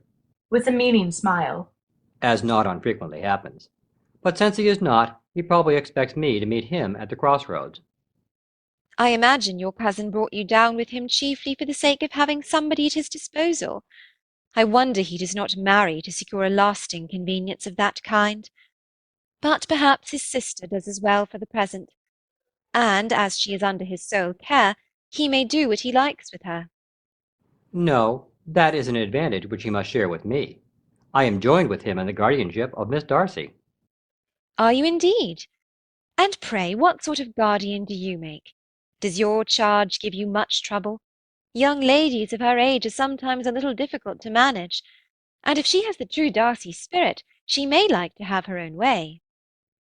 Colonel Fitzwilliam looks at Elizabeth very suspiciously as she makes this last remark. Why do you suppose Miss Darcy is likely to give us uneasiness, Miss Bennet? Oh, nothing at all. You need not be frightened. I never heard any harm of her. She is a great favourite with a lady of my acquaintance, Miss Bingley. I think I have heard you say that you knew Miss Bingley. I know her a little. Her brother is a pleasant, gentlemanlike man. He is a great friend of Darcy's. Oh, yes. Mr. Darcy is uncommonly kind to Mr. Bingley, and takes a prodigious deal of care of him. Care of him? Yes, I really believe Darcy does take care of him. From something he has told me, I have reason to think Bingley very much indebted to him. Stopping. But I ought to beg his pardon, for I have no right to suppose that Bingley was the person meant. What is it you mean? It is a circumstance which, of course, Darcy would not wish to be generally known, because if it were to get round to the lady's family it would be an unpleasant thing. You may depend upon my not mentioning it. And remember that I haven't much reason for supposing it to be Bingley. What he told me was merely this, that he congratulated himself on having lately saved a friend from the inconvenience of a most imprudent marriage, but without names or any other particulars, and I only suspected it to be Bingley from believing him to be the kind of young man to get into a scrape of that sort. Trying to suppress her feeling. Did Mr. Darcy give you his reasons for this interference? I understood that there were some very strong objections against the lady. Indeed? Trying to speak calmly. And what arts did he use to separate them? Smiling. He did not talk to me of his own arts. He only told me what I have now told you. Why was your cousin to be the judge? You are rather disposed to call his interference officious? Growing excited. I do not see what right Mr. Darcy had to decide on the propriety of his friend's inclination. Why, upon his own judgment alone, Mr. Darcy was to determine in what manner his friend was to be happy. Recovering herself. But, as we know none of the particulars, it is not fair to condemn him. It is not to be supposed that there was much affection in the case. That is not an unnatural surmise, and I believe Darcy told me that he did not think that the lady, at least, was very deeply concerned in the matter. However, to lessen the affection on either side is to lessen the honor of my cousin's triumph very sadly. Your cousin's triumph? Greatly excited, she is about to continue when Charlotte's voice is heard outside. Yes, Mr. Darcy. I think I saw Colonel Fitzwilliam go up the garden path a few moments ago. Protesting. Oh no, Mr. Darcy, you are too kind, really. Outside. Pray, allow me. Charlotte enters, accompanied by Darcy, who is carrying a basket of eggs. She wears a garden hat and gloves. Ah, here he is. Good morning, Colonel Fitzwilliam. To Darcy. Pray, let me have the basket now, Mr. Darcy. Darcy gives Charlotte the basket, and then turns to Elizabeth. Good morning, Miss Bennet. Elizabeth returns Darcy's greeting with a self-consciousness which does not escape his notice, but the motive of which he mistakes. Darcy gives a quick glance from Elizabeth to Colonel Fitzwilliam, as he turns to speak to the latter. Ah, Fitzwilliam, I thought I might find you here. Lightly. Yes, I have been so fortunate as to secure some of Mrs. Collins's early roses for Miss Bennet. In surprise. Really? Have they already opened? Who has this time recovered her self-possession. A very few of them. But Colonel Fitzwilliam was obliged to climb very near to the sun to get me these. She looks admiringly upon the flowers as she speaks, showing the rose which Elizabeth has given him. And you see, I have my reward. Smiling faintly. Colonel Fitzwilliam might not have won his prize so easily, Miss Bennet, had there been others in the field. Ah, no, Mr. Darcy. I cannot lessen Colonel Fitzwilliam's achievement by admitting any such possibility. Gallantly. Thank you, Miss Bennet. Darcy turns away with an unconscious look of chagrin. Well, surely my roses will have to bloom their prettiest this season, in return for all the attention they have received. To the young men. Will not you be seated, gentlemen? Thanks. No, Mrs. Collins. I merely stopped for Colonel Fitzwilliam, but perhaps his rose-gathering has caused him to abandon our project of taking a walk together this morning. By no means, Darcy. That pleasure has only been deferred. Very good, then. We will go at once, if Mrs. Collins and Miss Bennet will pardon me this hasty call. Certainly, Mr. Darcy. Elizabeth also, absent-mindedly, murmurs her assent, for which Darcy lingers with vague uneasiness before departing with Fitzwilliam. Charlotte looks at Elizabeth curiously, then calls to the little maid, who enters. Martha, take these eggs to the pantry. Do not disturb them. Very well, ma'am. She curtsies and goes out, taking off her hat and gloves. Now, Eliza, we must get to our work, and have a comfortable chat. You have been here nearly 2 weeks, and we really haven't had a good talk yet. Getting out her embroidery. Yes, you promised me a quiet visit, Charlotte. But I find you are more lively here than we are at Longbourn. The two ladies sit at the table with their embroidery. But how could I have anticipated the arrival here of two very attentive young gentlemen? Smiling at Elizabeth. It is really quite a surprising coincidence, or else Mr. Darcy has timed his visit to his aunt very cleverly. As to these daily visits to the parsonage, you may be sure I do not take to myself the credit of them. Neither of these young gentlemen would ever come so often to see me. I have to thank you, Eliza, for this civility. With a little temper. You may thank a lack of occupation on their part. You know very well my opinion of Mr. Darcy. Yes, you have often expressed it. I wish I were as well informed of Mr. Darcy's opinion of Eliza. When you know the one, you know the other. They are identical. Well, perhaps under the circumstances, that is the most satisfactory condition of things. And do we hold the same opinion of Colonel Fitzwilliam? Tossing her head. Oh, Colonel Fitzwilliam. Looking at Elizabeth sharply, and after a short silence. And so Jane is once more at home after her visit in London, and Lydia has gone to Brighton after all. How did she ever manage to persuade your father? Oh, Lydia was so determined upon it that she and mamma gave my father no peace till they had teased him to consent. But I am very sorry. Lydia is too foolish, too ignorant and wilful to be trusted away from home. I only hope that no harm will come of it. And is Mr. Wickham still with the regiment? Yes, he went with it to Brighton. I hear that he is thinking of marrying Miss King, since she has just received a legacy of £10,000. I should be sorry to think that our friend was mercenary. A man in distressed circumstances has not time for all those elegant decorums which other people may observe. If Miss King does not object to it, why should we? Her not objecting does not justify him. Well, have it as you choose. He shall be mercenary, and she shall be foolish. Mr. Wickham's worst fault, after all, is his power of being agreeable. Thank heaven we both of us know some men who haven't one agreeable quality. Stupid men are the only ones worth knowing. Smiling. Well, well, Eliza, that speech savours a little of disappointment. Oh, yes, anything you please. Changing the subject. And you say that Jane is not in her usual spirits? Yes. And she is looking poorly? Yes, very. Did she see much of the Bingleys in London? She saw nothing of them. Oh, Charlotte, I have just had all my suspicions verified. Your suspicions? Yes, there has been an arrangement in all of this. Mr. Bingley has been kept away from Jane by— Stops suddenly. Looks up curiously, then speaks quickly. Don't imagine any such nonsense, Eliza. A young man like Mr. Bingley so easily falls in love with a pretty girl for a few weeks, and when accident separates them, so easily forgets her, that this sort of inconstancy is very frequent. We do not suffer from accident, Charlotte. A young man of independent fortune does not suddenly decide of his own free will to think no more of a girl with whom he was violently in love. But were they so violently in love? Yes, I never saw a more promising inclination. Why, Mr. Bingley would talk to no one else, would look at no one else. Is not general incivility the very essence of love? Smiling.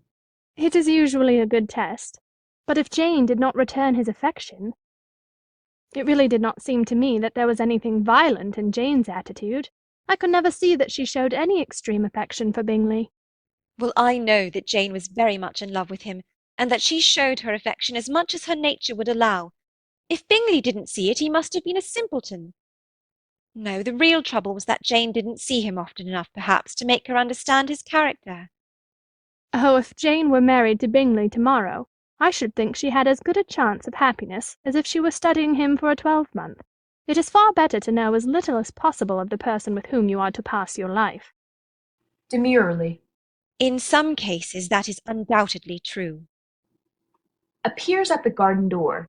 He wears a wide-brimmed hat and carries a hoe, also a large basket. He looks in. Ah, a very charming domestic picture. Taking a bunch of radishes from the basket, he speaks to Charlotte. My dear, I have found some fine early radishes.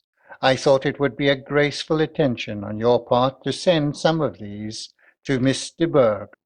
Sits upon the chair near the doorway. I fear the apothecary might object. True, they might not be suitable, but Looking at them proudly. they are very fine radishes. To Elizabeth. Miss Elizabeth, I am very successful in my gardening. I consider the work I do in my garden to be one of my most respectable pleasures.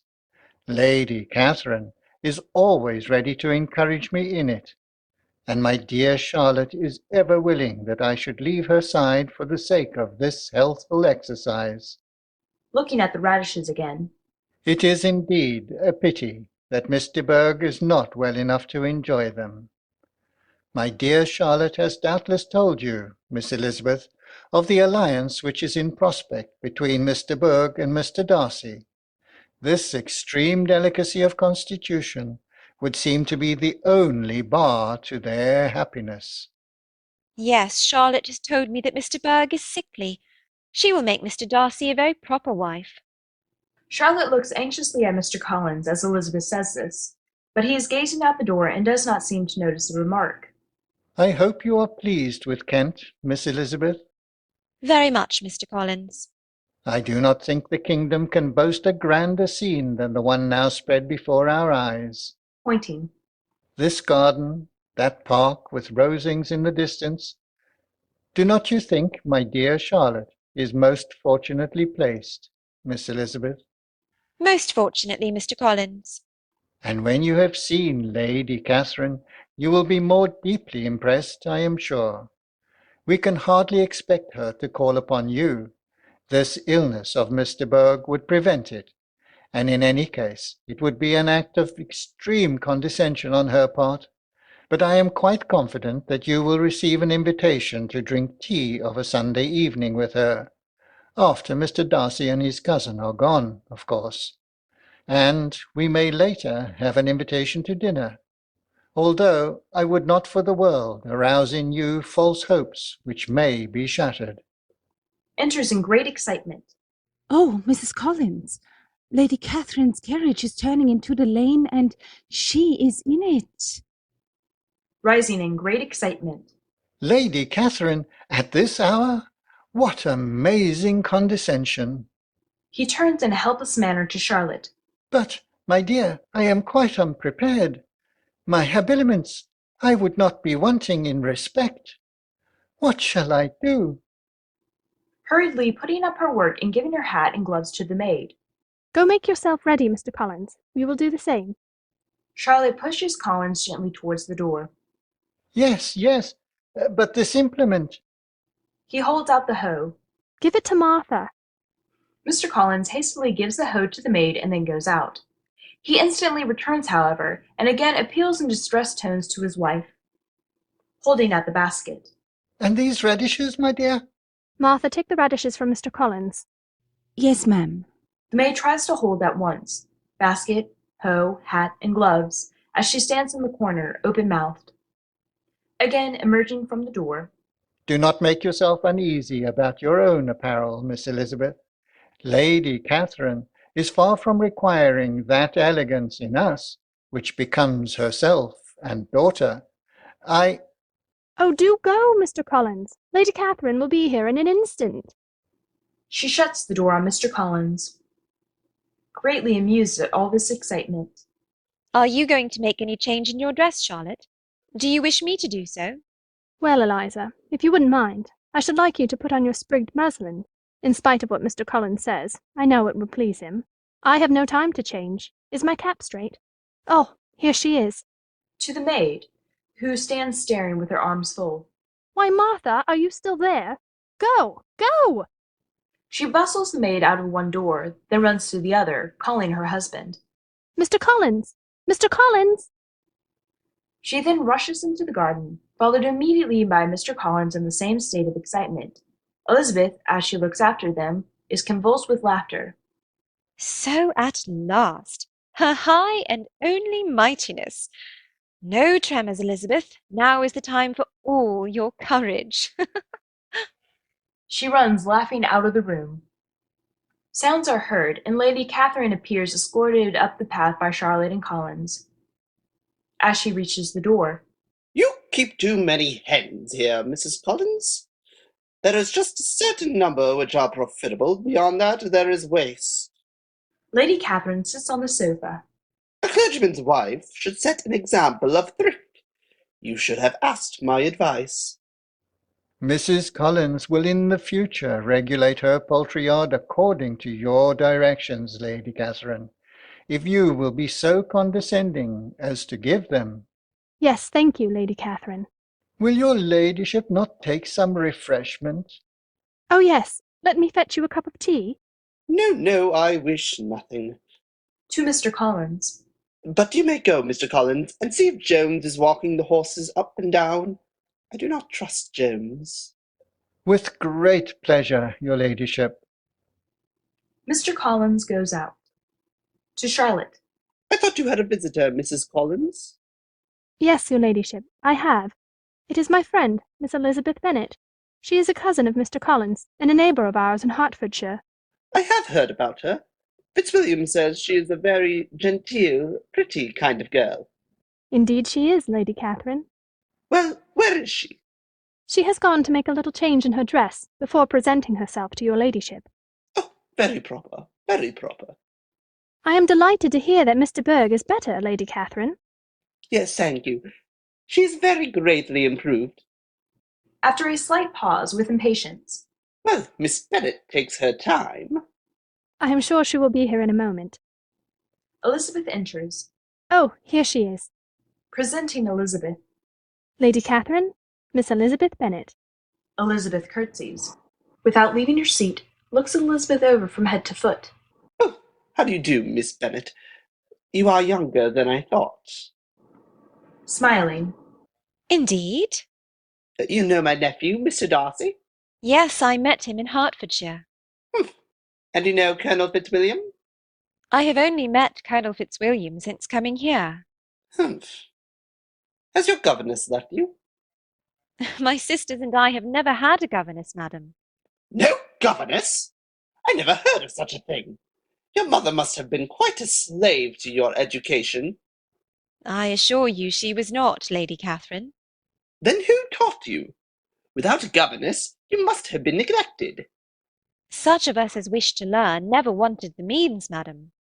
"Well, if I had known your mother, I should have advised her most strenuously to engage a governess. I should have seen to it myself." To Charlotte. "Go on with your work, Mrs. Collins. A clergyman's wife should set an example of industry." Looking at Charlotte's embroidery with disapproval. "I will send you some more of the parish petticoats to hem, Mrs. Collins." To Elizabeth. "Go on with your work, Miss Bennet. Young ladies should never be idle." Both Elizabeth and Charlotte go on with their embroidery. "Pray, what is your age, Miss Bennet?" "I am not 21. "You have sisters, have you not?" "Yes, madam." "Are any of them out?" "All, madam." "What, all at once? Very odd. Out before the oldest is married?" "Really, madam, I think it would be very hard on the younger sisters not to have their share of society because the eldest one does not happen to be married. That would hardly be likely to promote sisterly affection or delicacy of mind." "Upon my word, you give your opinion very decidedly for so young a person. Your sisters may be married before you. You must not be too ambitious. A good many young girls have lost their chances through being too ambitious." Looking at a large picture on the wall, then pointing to it. "Mrs. Collins, I suppose you have shown Miss Bennet the print of Pemberley, Mr. Darcy's place?" Yes, Lady Catherine. "Pemberley is one of the finest places in England. My daughter Anne is very fond of it, which is fortunate, since she will probably spend most of her life there." Most fortunate, your ladyship. To Elizabeth. "You see my nephews here often, Miss Bennet?" Mischievously. "Yes, very often, Lady Catherine." "Humph! Well, idle young gentlemen often make very foolish use of their time. My daughter, Miss de Bourgh, is unfortunately not able to accompany Mr. Darcy in his walks as often as both of them could desire." Entering. I think your ladyship's mind may be quite at rest about the horses. Jones seems to have them well in hand. I am glad you have come back, Mr. Collins. I'm going to ask you and Mrs. Collins to go and see the new cottages with me. I shall take you in the carriage. To Charlotte. You had better put on a plain bonnet, Mrs. Collins. By all means, your ladyship. She goes out. Are you quite ready to go, Mr. Collins? Oh, assuredly, your ladyship, quite. To Elizabeth. Miss Bennet, I should advise you to write to your family while we are gone. Charlotte returns in her bonnet and mantle. Lady Catherine looks her over. Yes, that will do very well. To Elizabeth. We shall not be gone very long, Eliza. I am not sure of that, Mrs. Collins, but I have provided an occupation for Miss Bennet during our absence. Good morning, Miss Bennet. I may ask you later for dinner. Curtsy. Good morning, madam. All go out, Mr. Collins showing servile attentions to Lady Catherine. Elizabeth watches them from the door. Really, I might have spared myself some of the mortifications I have felt for the shortcomings of my own family. The contrast is not such a violent one after all. Looking at the writing desk. However, Lady Catherine can give good advice. I really ought to write to my poor dear Jane. She seats herself at the writing table, gets out her paper, etc., and begins her letter when the doorbell sounds. Elizabeth starts and is putting away the writing materials when the maid ushers in Mr. Darcy, who seems very much excited. I'm here again, Miss Bennet. I saw Mr. and Mrs. Collins drive away with my aunt. I have something which I must say to you. He walks excitedly up and down for a moment, while Elizabeth watches him in amazed silence. Then he suddenly goes up to her and begins to speak in an agitated manner. Miss Bennet, in vain have I struggled. It will not do. My feelings will not be repressed. You must allow me to tell you how ardently I admire and love you. Is perfectly astounded. She stares, colors, doubts, and is silent, taking her silence for encouragement.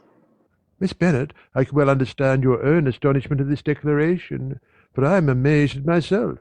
My feeling for you has taken possession of me against my will, my reason, and almost against my character. Starting in indignation. Sir! Oh, understand me, I beg of you. For yourself alone my admiration is only too natural. I share it with everyone who has the happiness of knowing you. But, pardon me, for it pains me to offend you. The defects of your nearest relations, the total lack of propriety so frequently betrayed by your family, has so opposed my judgment to my inclination, that it has required the utmost force of passion on my part to put them aside. But, my dear Miss Bennet, your triumph is complete. Your own loveliness stands out the fairer in its contrast to your surroundings, and I now hope that the strength of my love may have its reward in your acceptance of my hand. Who has gone through all sorts of emotions during the speech, speaks in a constrained manner as if trying to control herself.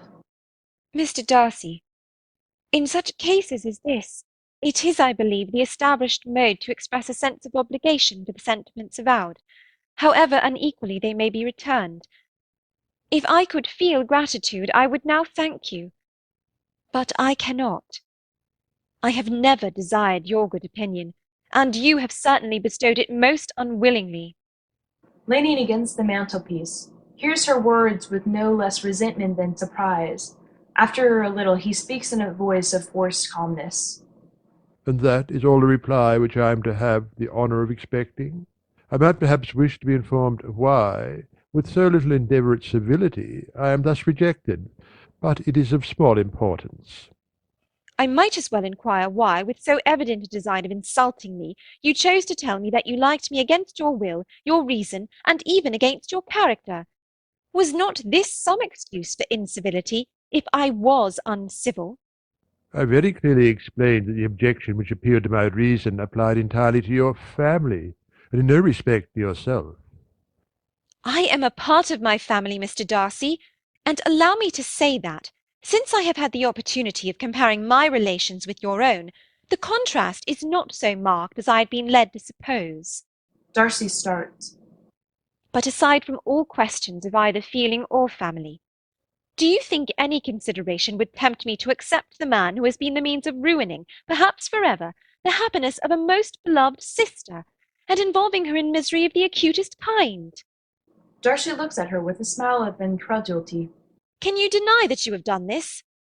I have no wish of denying that I did everything in my power to separate my friend from your sister. I did not, indeed, anticipate that I should involve either of them in misery of any kind. On your sister's side, at least, I was never able to discover any symptom of peculiar regard for Mr. Bingley, while, for every reason, I must rejoice in my success with my friend. Toward him I have been kinder than toward myself. Your arrogance in calmly deciding the extent of other people's sentiments does not surprise me. It is of a piece with your whole nature. But your interference in my sister's concerns is not all. Long before it had taken place, my opinion of you was decided. Your character was unfolded in the recital which I received months ago from Mr. Wickham. Darcy starts excitedly. What can you have to say on this subject? In what imaginary act of friendship can you here defend yourself? In a tone of suppressed excitement, in marked contrast to his previous self-assured manner.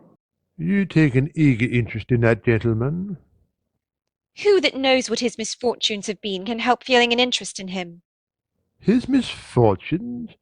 Yes, his misfortunes have been great indeed. And of your infliction. You have reduced him to his present state of poverty, comparative poverty. You have withheld the advantages which you must know to have been designed for him. You have done all this, and yet you can treat the mention of his misfortunes with contempt and ridicule.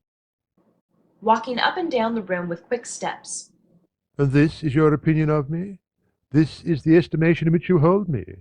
I thank you for explaining it so fully. Stopping and looking at her. Perhaps if I were to divulge the truth regarding Mr. Wickham, I might give you as great a surprise as you have given me. After a slight pause.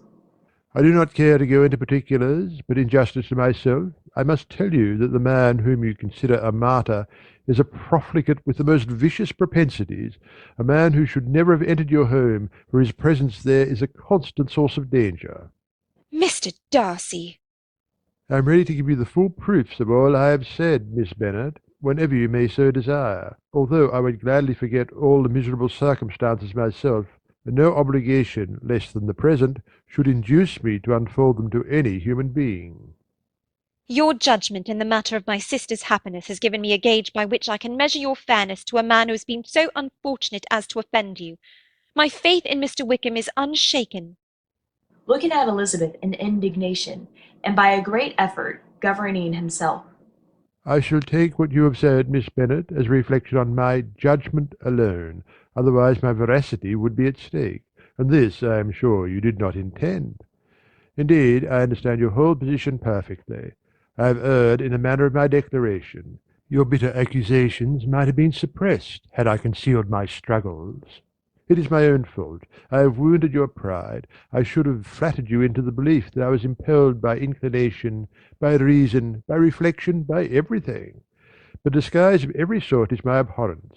Could you expect me to rejoice in the inferiority of your connections? And do you expect me to rejoice in your proposal that I ally myself to the conceit and impertinence of yours? No, Mr. Darcy. The manner of your declaration has affected me only in one way. It has spared me the concern which I might otherwise have felt in refusing you, had you behaved in a more gentlemanlike way.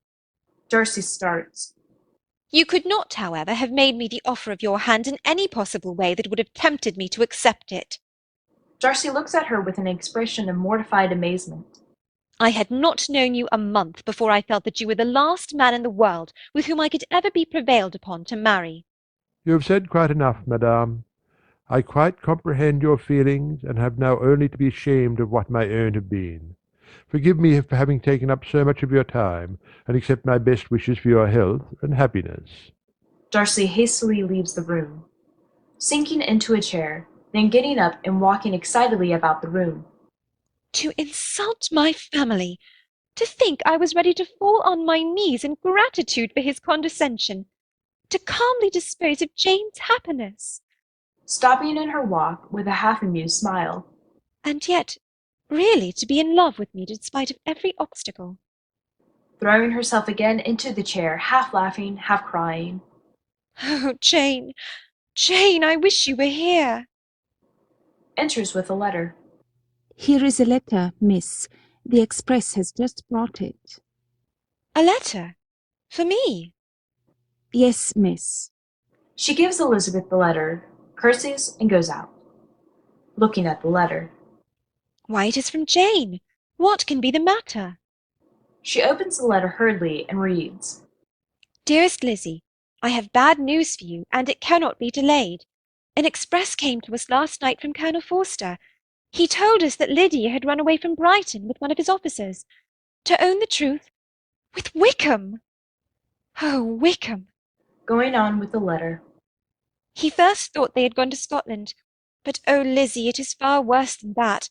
We now know that Wickham never intended to go there, or to marry Lydia at all. Oh! Reading again.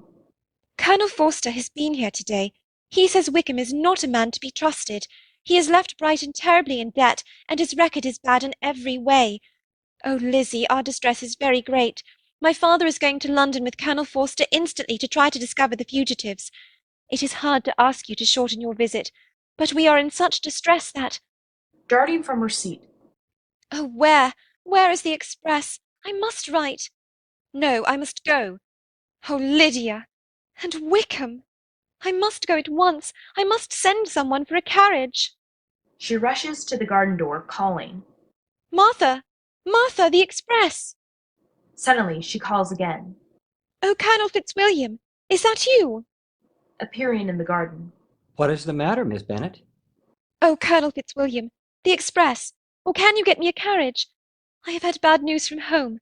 I must return at once, and Mr. Collins is away. Will you be so kind? She falls, half fainting, upon a chair near the door. Certainly, my dear Miss Bennet, of course, but— Calling off.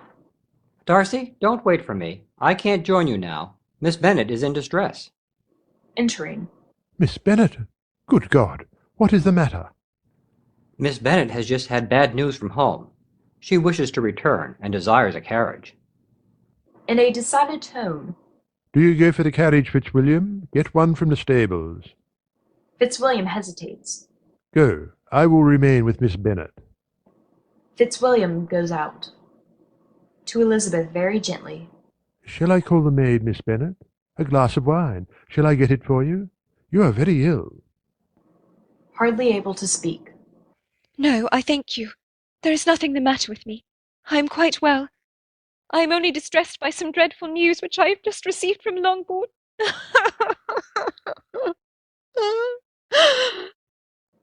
Helplessly. I am sorry, very indeed. After a short silence. I have just had a letter from Jane, with such dreadful news. It cannot be concealed from any one. I am grieved, Miss Bennet, grieved indeed. Oh, Mr. Darcy, you were right. If I had only believed you, you and others. But I could not believe it. What is it, my dear Miss Bennet? What has happened? Oh, I cannot tell it, and yet everyone must know. My sister Lydia has eloped, has thrown herself into the power of Mr. Wickham. She has no money, nothing that can tempt him to— She is lost forever. Good God, Miss Bennet! Your sister and Wickham! Oh, this is my fault. I should have realized this danger. I should have spoken. My own wretched experience with this man should have been told. Your experience? Yes, you remember, I hinted it to you today, but I should long ago have spoken boldly. What do you mean? Mr. Wickham attempted the same plan with my own sister 2 years ago. She was an ignorant, innocent, trusting girl of 15. Happily his villainy was discovered and prevented.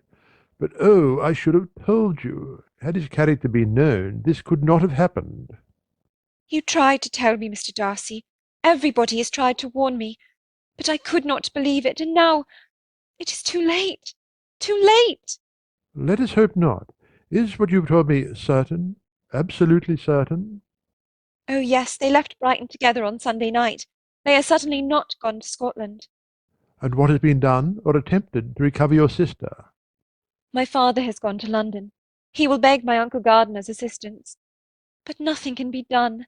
I know very well that nothing can be done. How is such a man to be worked on? How are they ever to be discovered?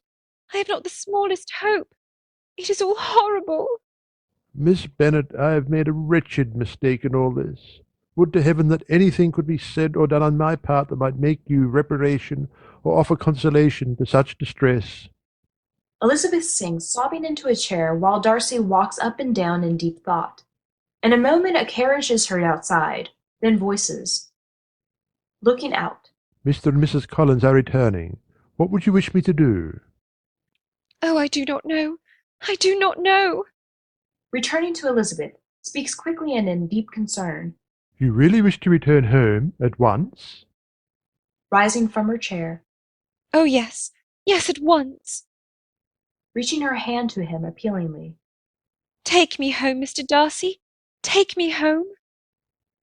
At this instant, Mr. and Mrs. Collins appear at the garden door, and, transfixed with astonishment, stand gazing at Darcy and Elizabeth.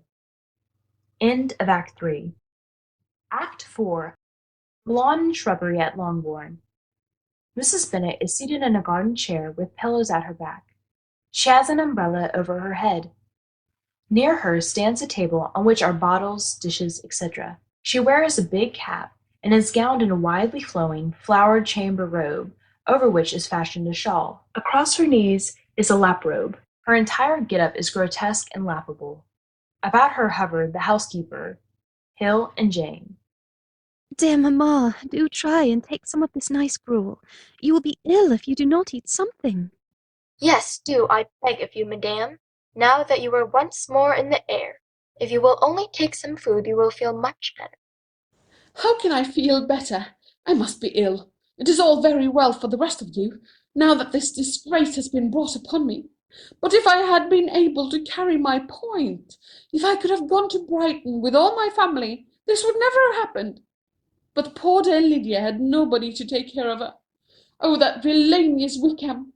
I am sure there was some great neglect or other somewhere, for Lydia is not the kind of girl to run away with a man. But no one would listen to me. I was overruled, as I always am. Poor Lydia! Poor dear girl! Oh, mamma, try to be calm. Yes, madame, this excitement is so bad for you. How can I help being excited? You have no feelings. Here is Mr. Bennet gone away, and I know he will fight that abominable Wickham and be killed. And then what is to become of us all? The Collinses will turn us out before Mr. Bennet is cold in the grave. Oh, mamma, do not have such terrific ideas. If my brother Gardiner is not kind to me, I do not know what we shall do. Yes, yes, my Uncle Gardiner is very kind. He is doing everything in his power for us. He is helping my father now in London, you know. I hope he will find Lydia, and perhaps he may be able to arrange a marriage after all. You must not give up so, dear mamma. No, indeed, madame, you must not indeed. Yes, Jane, that is true. My brother may be able to see that they are married. Write to him at once, Jane. Tell him to find them out, wherever they may be, and if they are not married already, make them marry. Oh, I do think that Wickham is the wickedest young man in the world, to so deceive my poor innocent Lydia. But, Jane, go and write my brother, and tell him that Lydia need not wait for wedding clothes. Don't let her even give directions till she has seen me, for she doesn't know which are the best warehouses. And oh, Jane, tell my brother to keep your father from fighting that hateful Wickham. Tell him what a dreadful state I am in. Yes, mamma. She is about to go. Where are you going? Why, to write the letter, mamma. Oh, not just this minute. Don't leave me alone. Where is Lizzie? She has gone down the road to meet the post. She hopes to bring you good news. She had better stay here and be of some help. She has only just got home, and now she leaves me. But nobody thinks of me. Nobody knows what I suffer. I am frightened out of my wits. I have such tremblings and flutterings all over me, such spasms in my side. and pains in my head, and such beatings at my heart. Oh, I can get no rest by night or by day. To Hill. You might try and do something, Hill. Where is my soothing draught? Looking. Here, madame. No, I must have left it in your room. I will run fetch it. She goes out quickly. Who has been looking off towards the driveway during part of this tirade. Oh, Mamma! Mamma! Lizzie's running up the drive. She is smiling. She has some good news, I am sure. Take care, Jane. You are exciting me. Oh, my poor nerves. Elizabeth enters, breathless. She has a letter in her hand.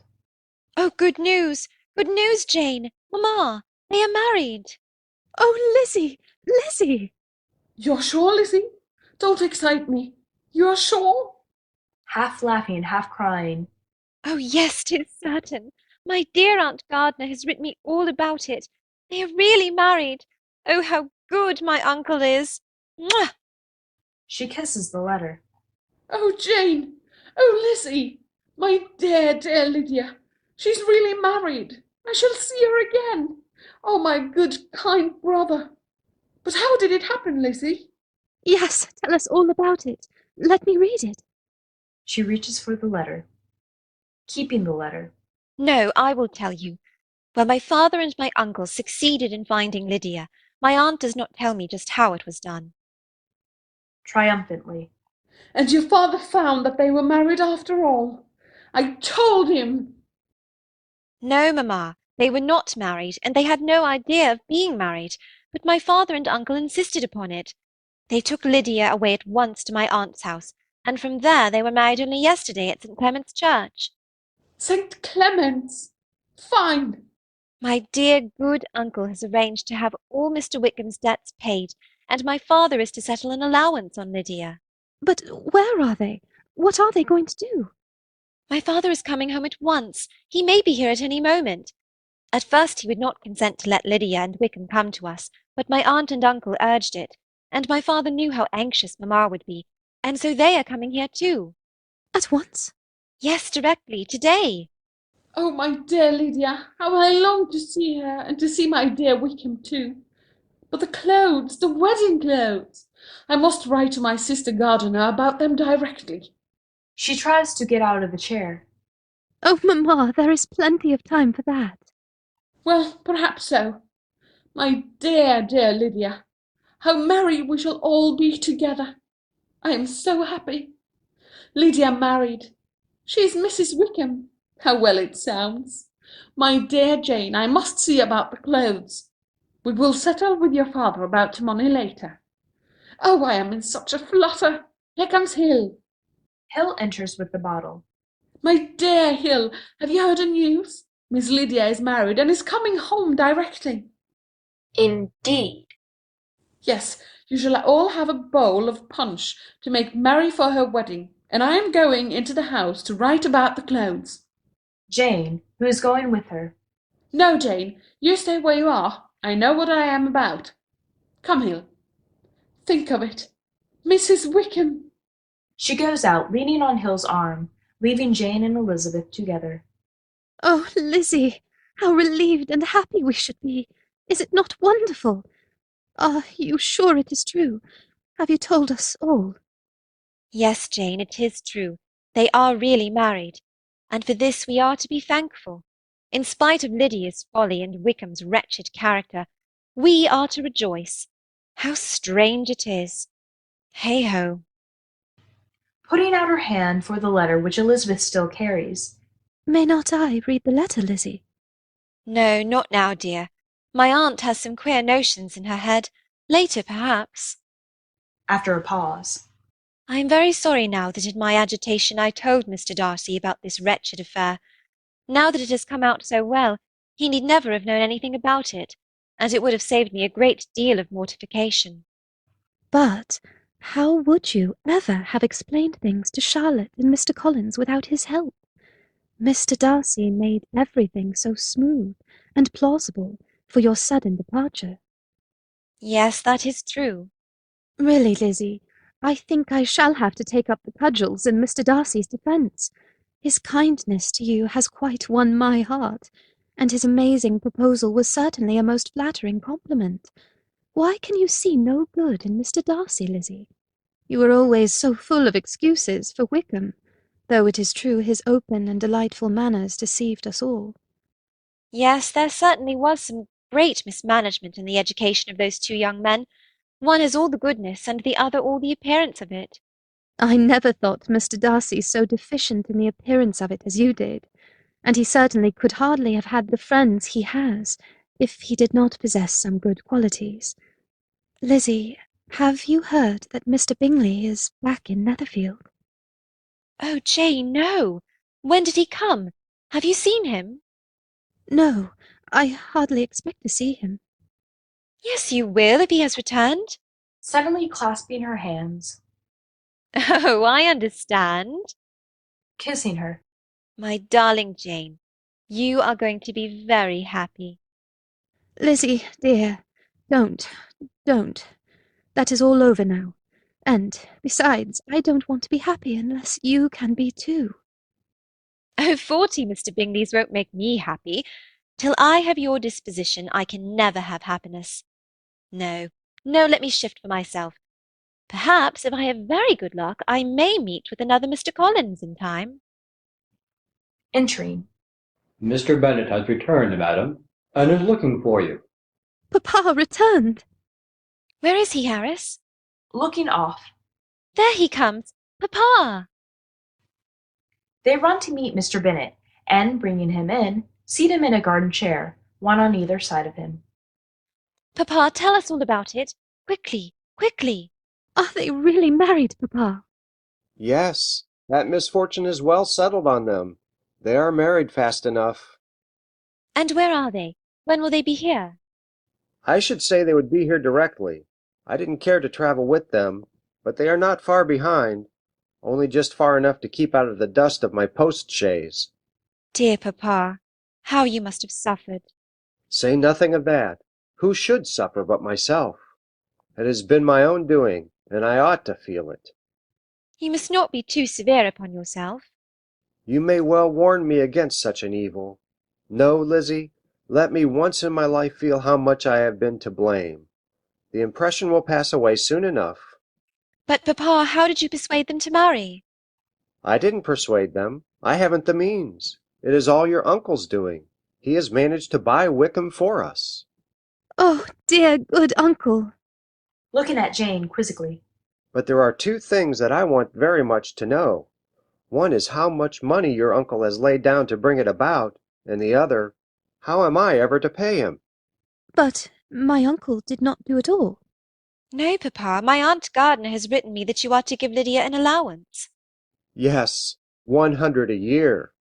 Do you think that any man in his proper senses would marry Lydia on so slight a temptation as 100 a year? That is very true, though it had not occurred to me before.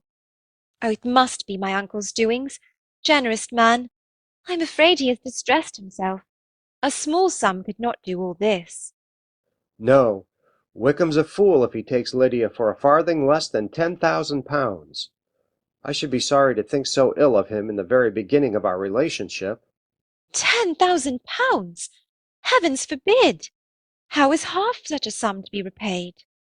That is what I should like to know. Well, my uncle's kindness can never be requited.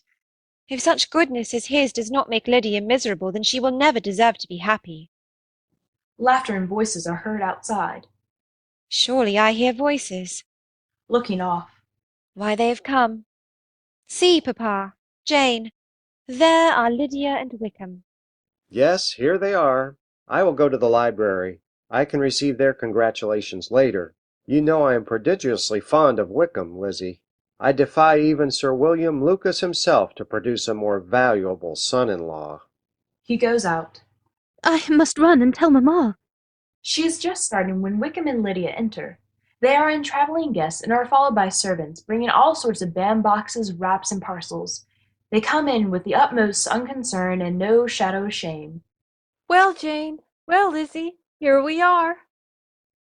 Smiling and unabashed. My sister, Jane. My sister, Elizabeth. He kisses their hands. Jane and Elizabeth are confused and blushing. Neither Wickham nor Lydia are in the least discomposed. Looking about. Good gracious! Here I am again. I am sure I had no idea of being married when I went away, though I thought it would be very good fun if I was. Why don't you take the boxes in, Harris? Wickham, have you seen my pink-flowered bandbox? Looking over the parcels. No, it isn't here. Oh, my dear Wickham, do go fetch it. You know, 'tis the box with the white satin hat you bought me. I wouldn't lose it for the world. Go, go! Certainly, my dear. To the girls. You see how eagerly I embrace my new opportunities.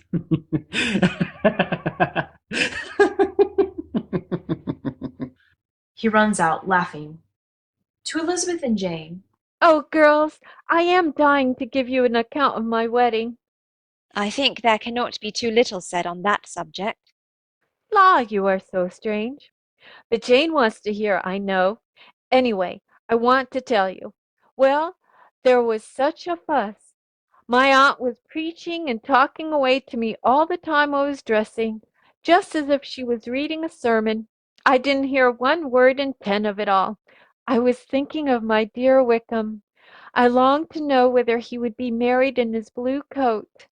Well, we got to church, and then my uncle gave me a fright after we got there, because he was so late, and he was going to give me away, you know. But then, if he hadn't come, Mr. Darcy might have done as well. Mr. Darcy? Oh, yes, Darcy was there. He came along with Wickham. Suddenly stopping. But gracious me, I quite forgot. I ought not to have said a word about it. I promised them as faithfully. What will Wickham say? It was to be such a secret.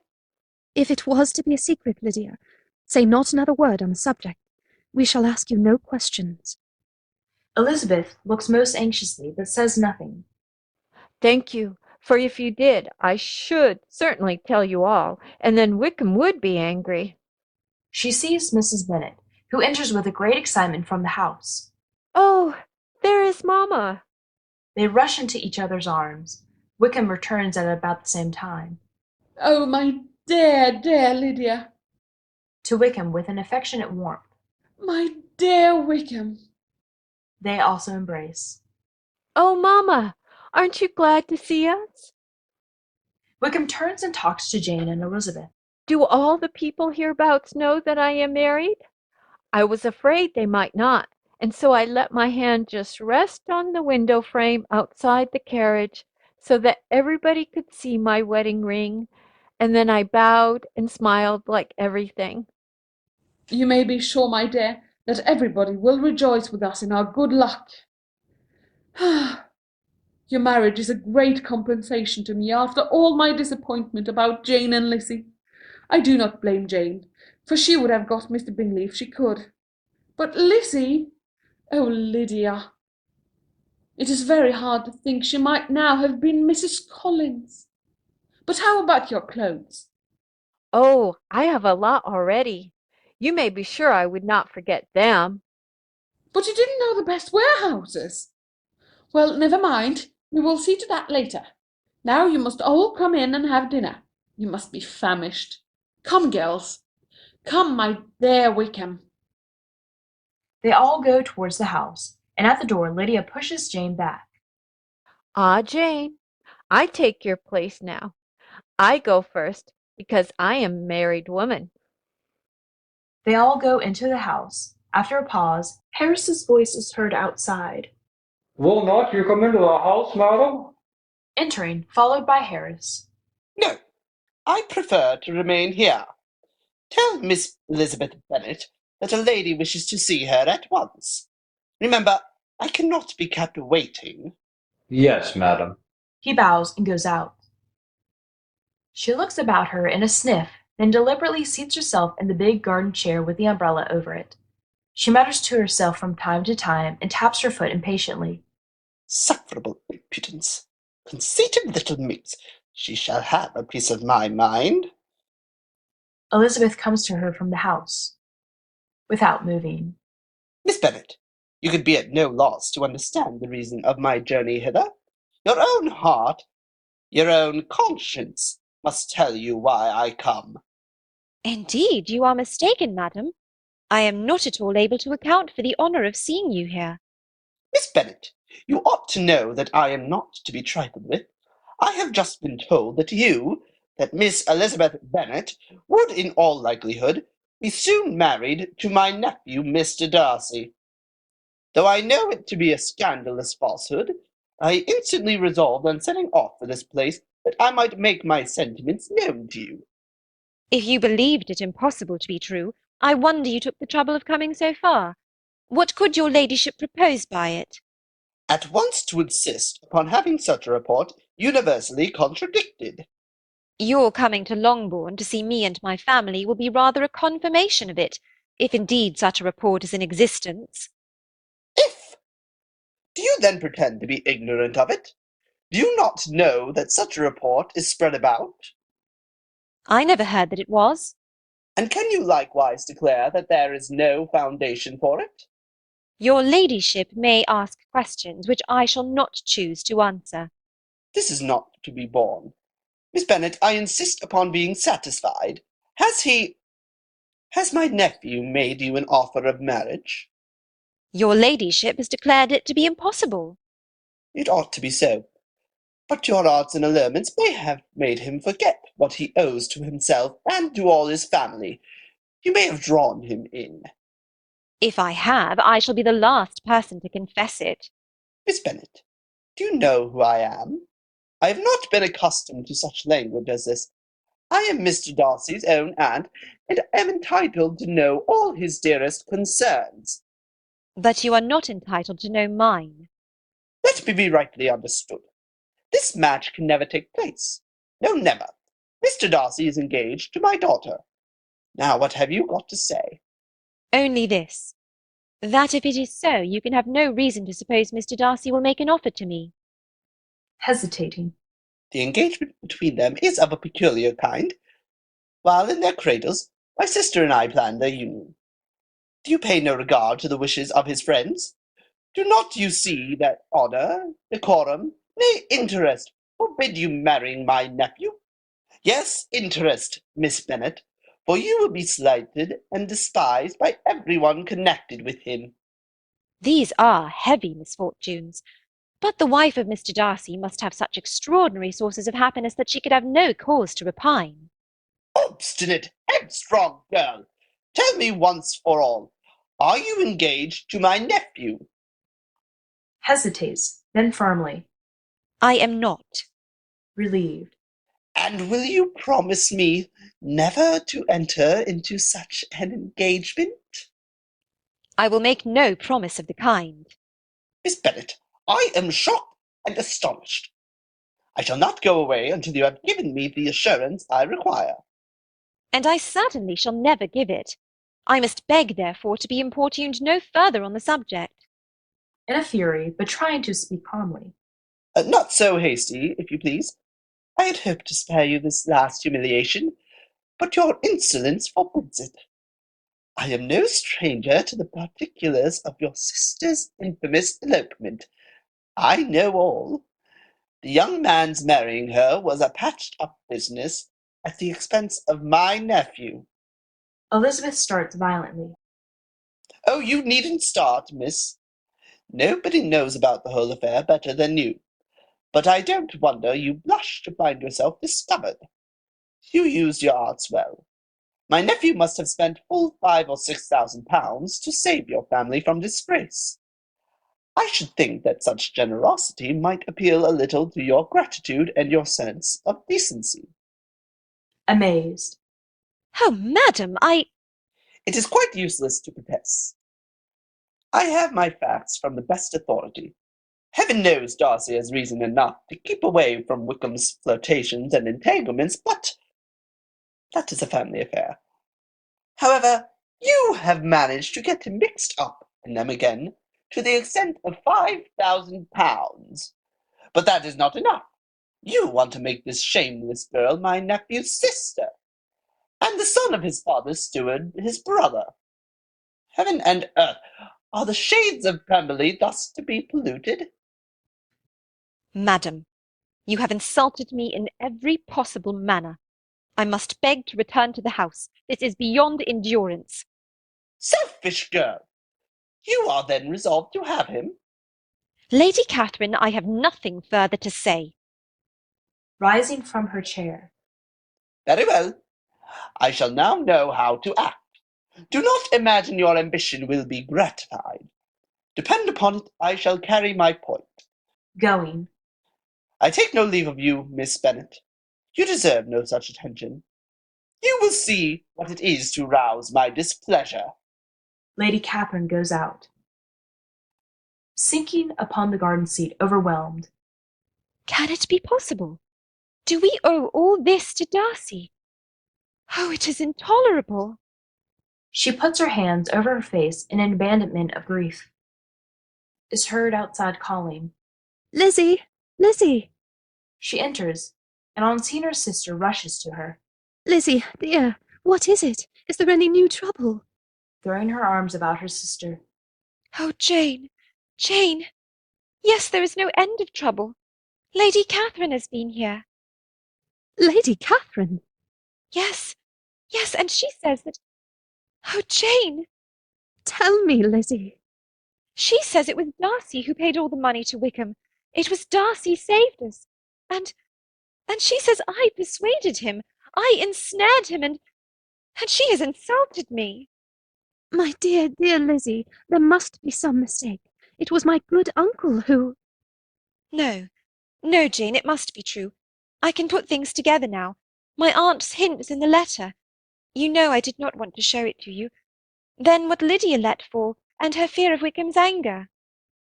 Well, dear, Mr. Darcy's motive is clear enough, and that should give you no pain.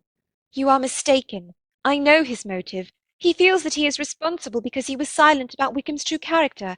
He told me that all this would never have happened had he done his duty. And now he will despise us. He will never wish to see us again as long as he lives. She walks up and down in great excitement. Entering, to Jane. The young gentlemen from Netherfield, madam. I told them they would find you here. Oh, Jane, I cannot see them.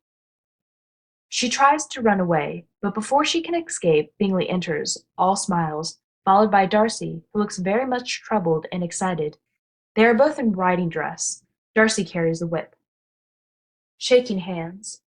Miss Bennet, I am so happy to see you again. Miss Elizabeth, it is good indeed to be back once more at Longbourn. He takes Jane to a garden seat. Embarrassed. Miss Bennet, believe me, I should not have followed my friend. I only expected to ride with him to the lodge, but I met my aunt coming away from here, and from something she said, I feared. I imagined she might have offended, distressed you. Elizabeth does not reply. Gaily. Miss Bennet is going to show me the hermitage. We shall be back directly. Jane and Bingley go out. Looking anxiously at Elizabeth, who remains silent. Forgive my intrusion. I will go. He starts to go away. Recovering herself. No, stay, Mr. Darcy. Excuse my own incivility. Your aunt's visit has excited me. I shall be myself in a moment. Darcy stands by, miserable. At length she speaks in a calmer tone. Mr. Darcy, your aunt has told me of our overwhelming obligation to you. You must let me thank you for your unexampled kindness to my poor sister. Exploding and banging his whip against his knees. Damn. Oh, I beg your pardon, Miss Bennet. I beg your pardon. What right has my aunt to meddle in my affairs? How dare she give you such distress? It is far better that we know the truth, Mr. Darcy. For my part, I can never express to you our obligation. Oh, Miss Bennet, I beg of you, the obligation was entirely my own. I only did what was my decent, plain duty. You remember, I told you, if I had spoken, this would never have happened. Yes, I remember. But you exaggerated your responsibility. We... Of course my father will see you about your loan to us. I would not have Lady Catherine think. Furious again. Oh, I will settle matters with Lady Catherine. Have no fears on that score, Miss Bennet. She shall be set right, I assure you. Thank you. And for all your trouble, your kindness. My family can never repay you. Your family owes me nothing. If I had any thought beyond my duty, it was a thought of you. Elizabeth turns away. Oh, pardon me. Perhaps I ought not to say all this. But I owe you a great deal, Miss Bennet, more than you can know, and I want you to understand me better. I really am not the pretentious prig I must have seemed to you. I wish you could forgive my abominable pride. Looking at him with a half smile. I will, on one condition. Name it. That you forget my unwarrantable prejudice. Oh, Miss Bennet. He goes impetuously forward, then restraining himself, smiles and looks down at her. I really think, after all, I shall have to be grateful to my aunt. She has done us an enormous service. Smiling still more. Well, Lady Catherine loves to be useful. At the back of the scene, Bingley and Jane, absorbed in each other, pass by hand in hand. Elizabeth looks at them, then turns to Darcy. Is that by your permission? Ruefully. Yes, I told you I had been kinder to my friend than to myself. Elizabeth, silent, still looks after Bingley and Jane. Continues in a discouraged tone.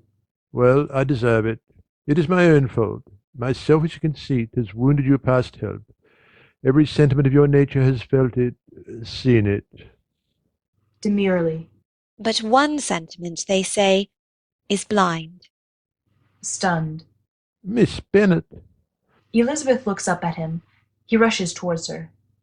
Dearest, loveliest Elizabeth. He holds her in his arms. Curtain. End of Pride and Prejudice, a play, by Mary Keith Medbury Mackay.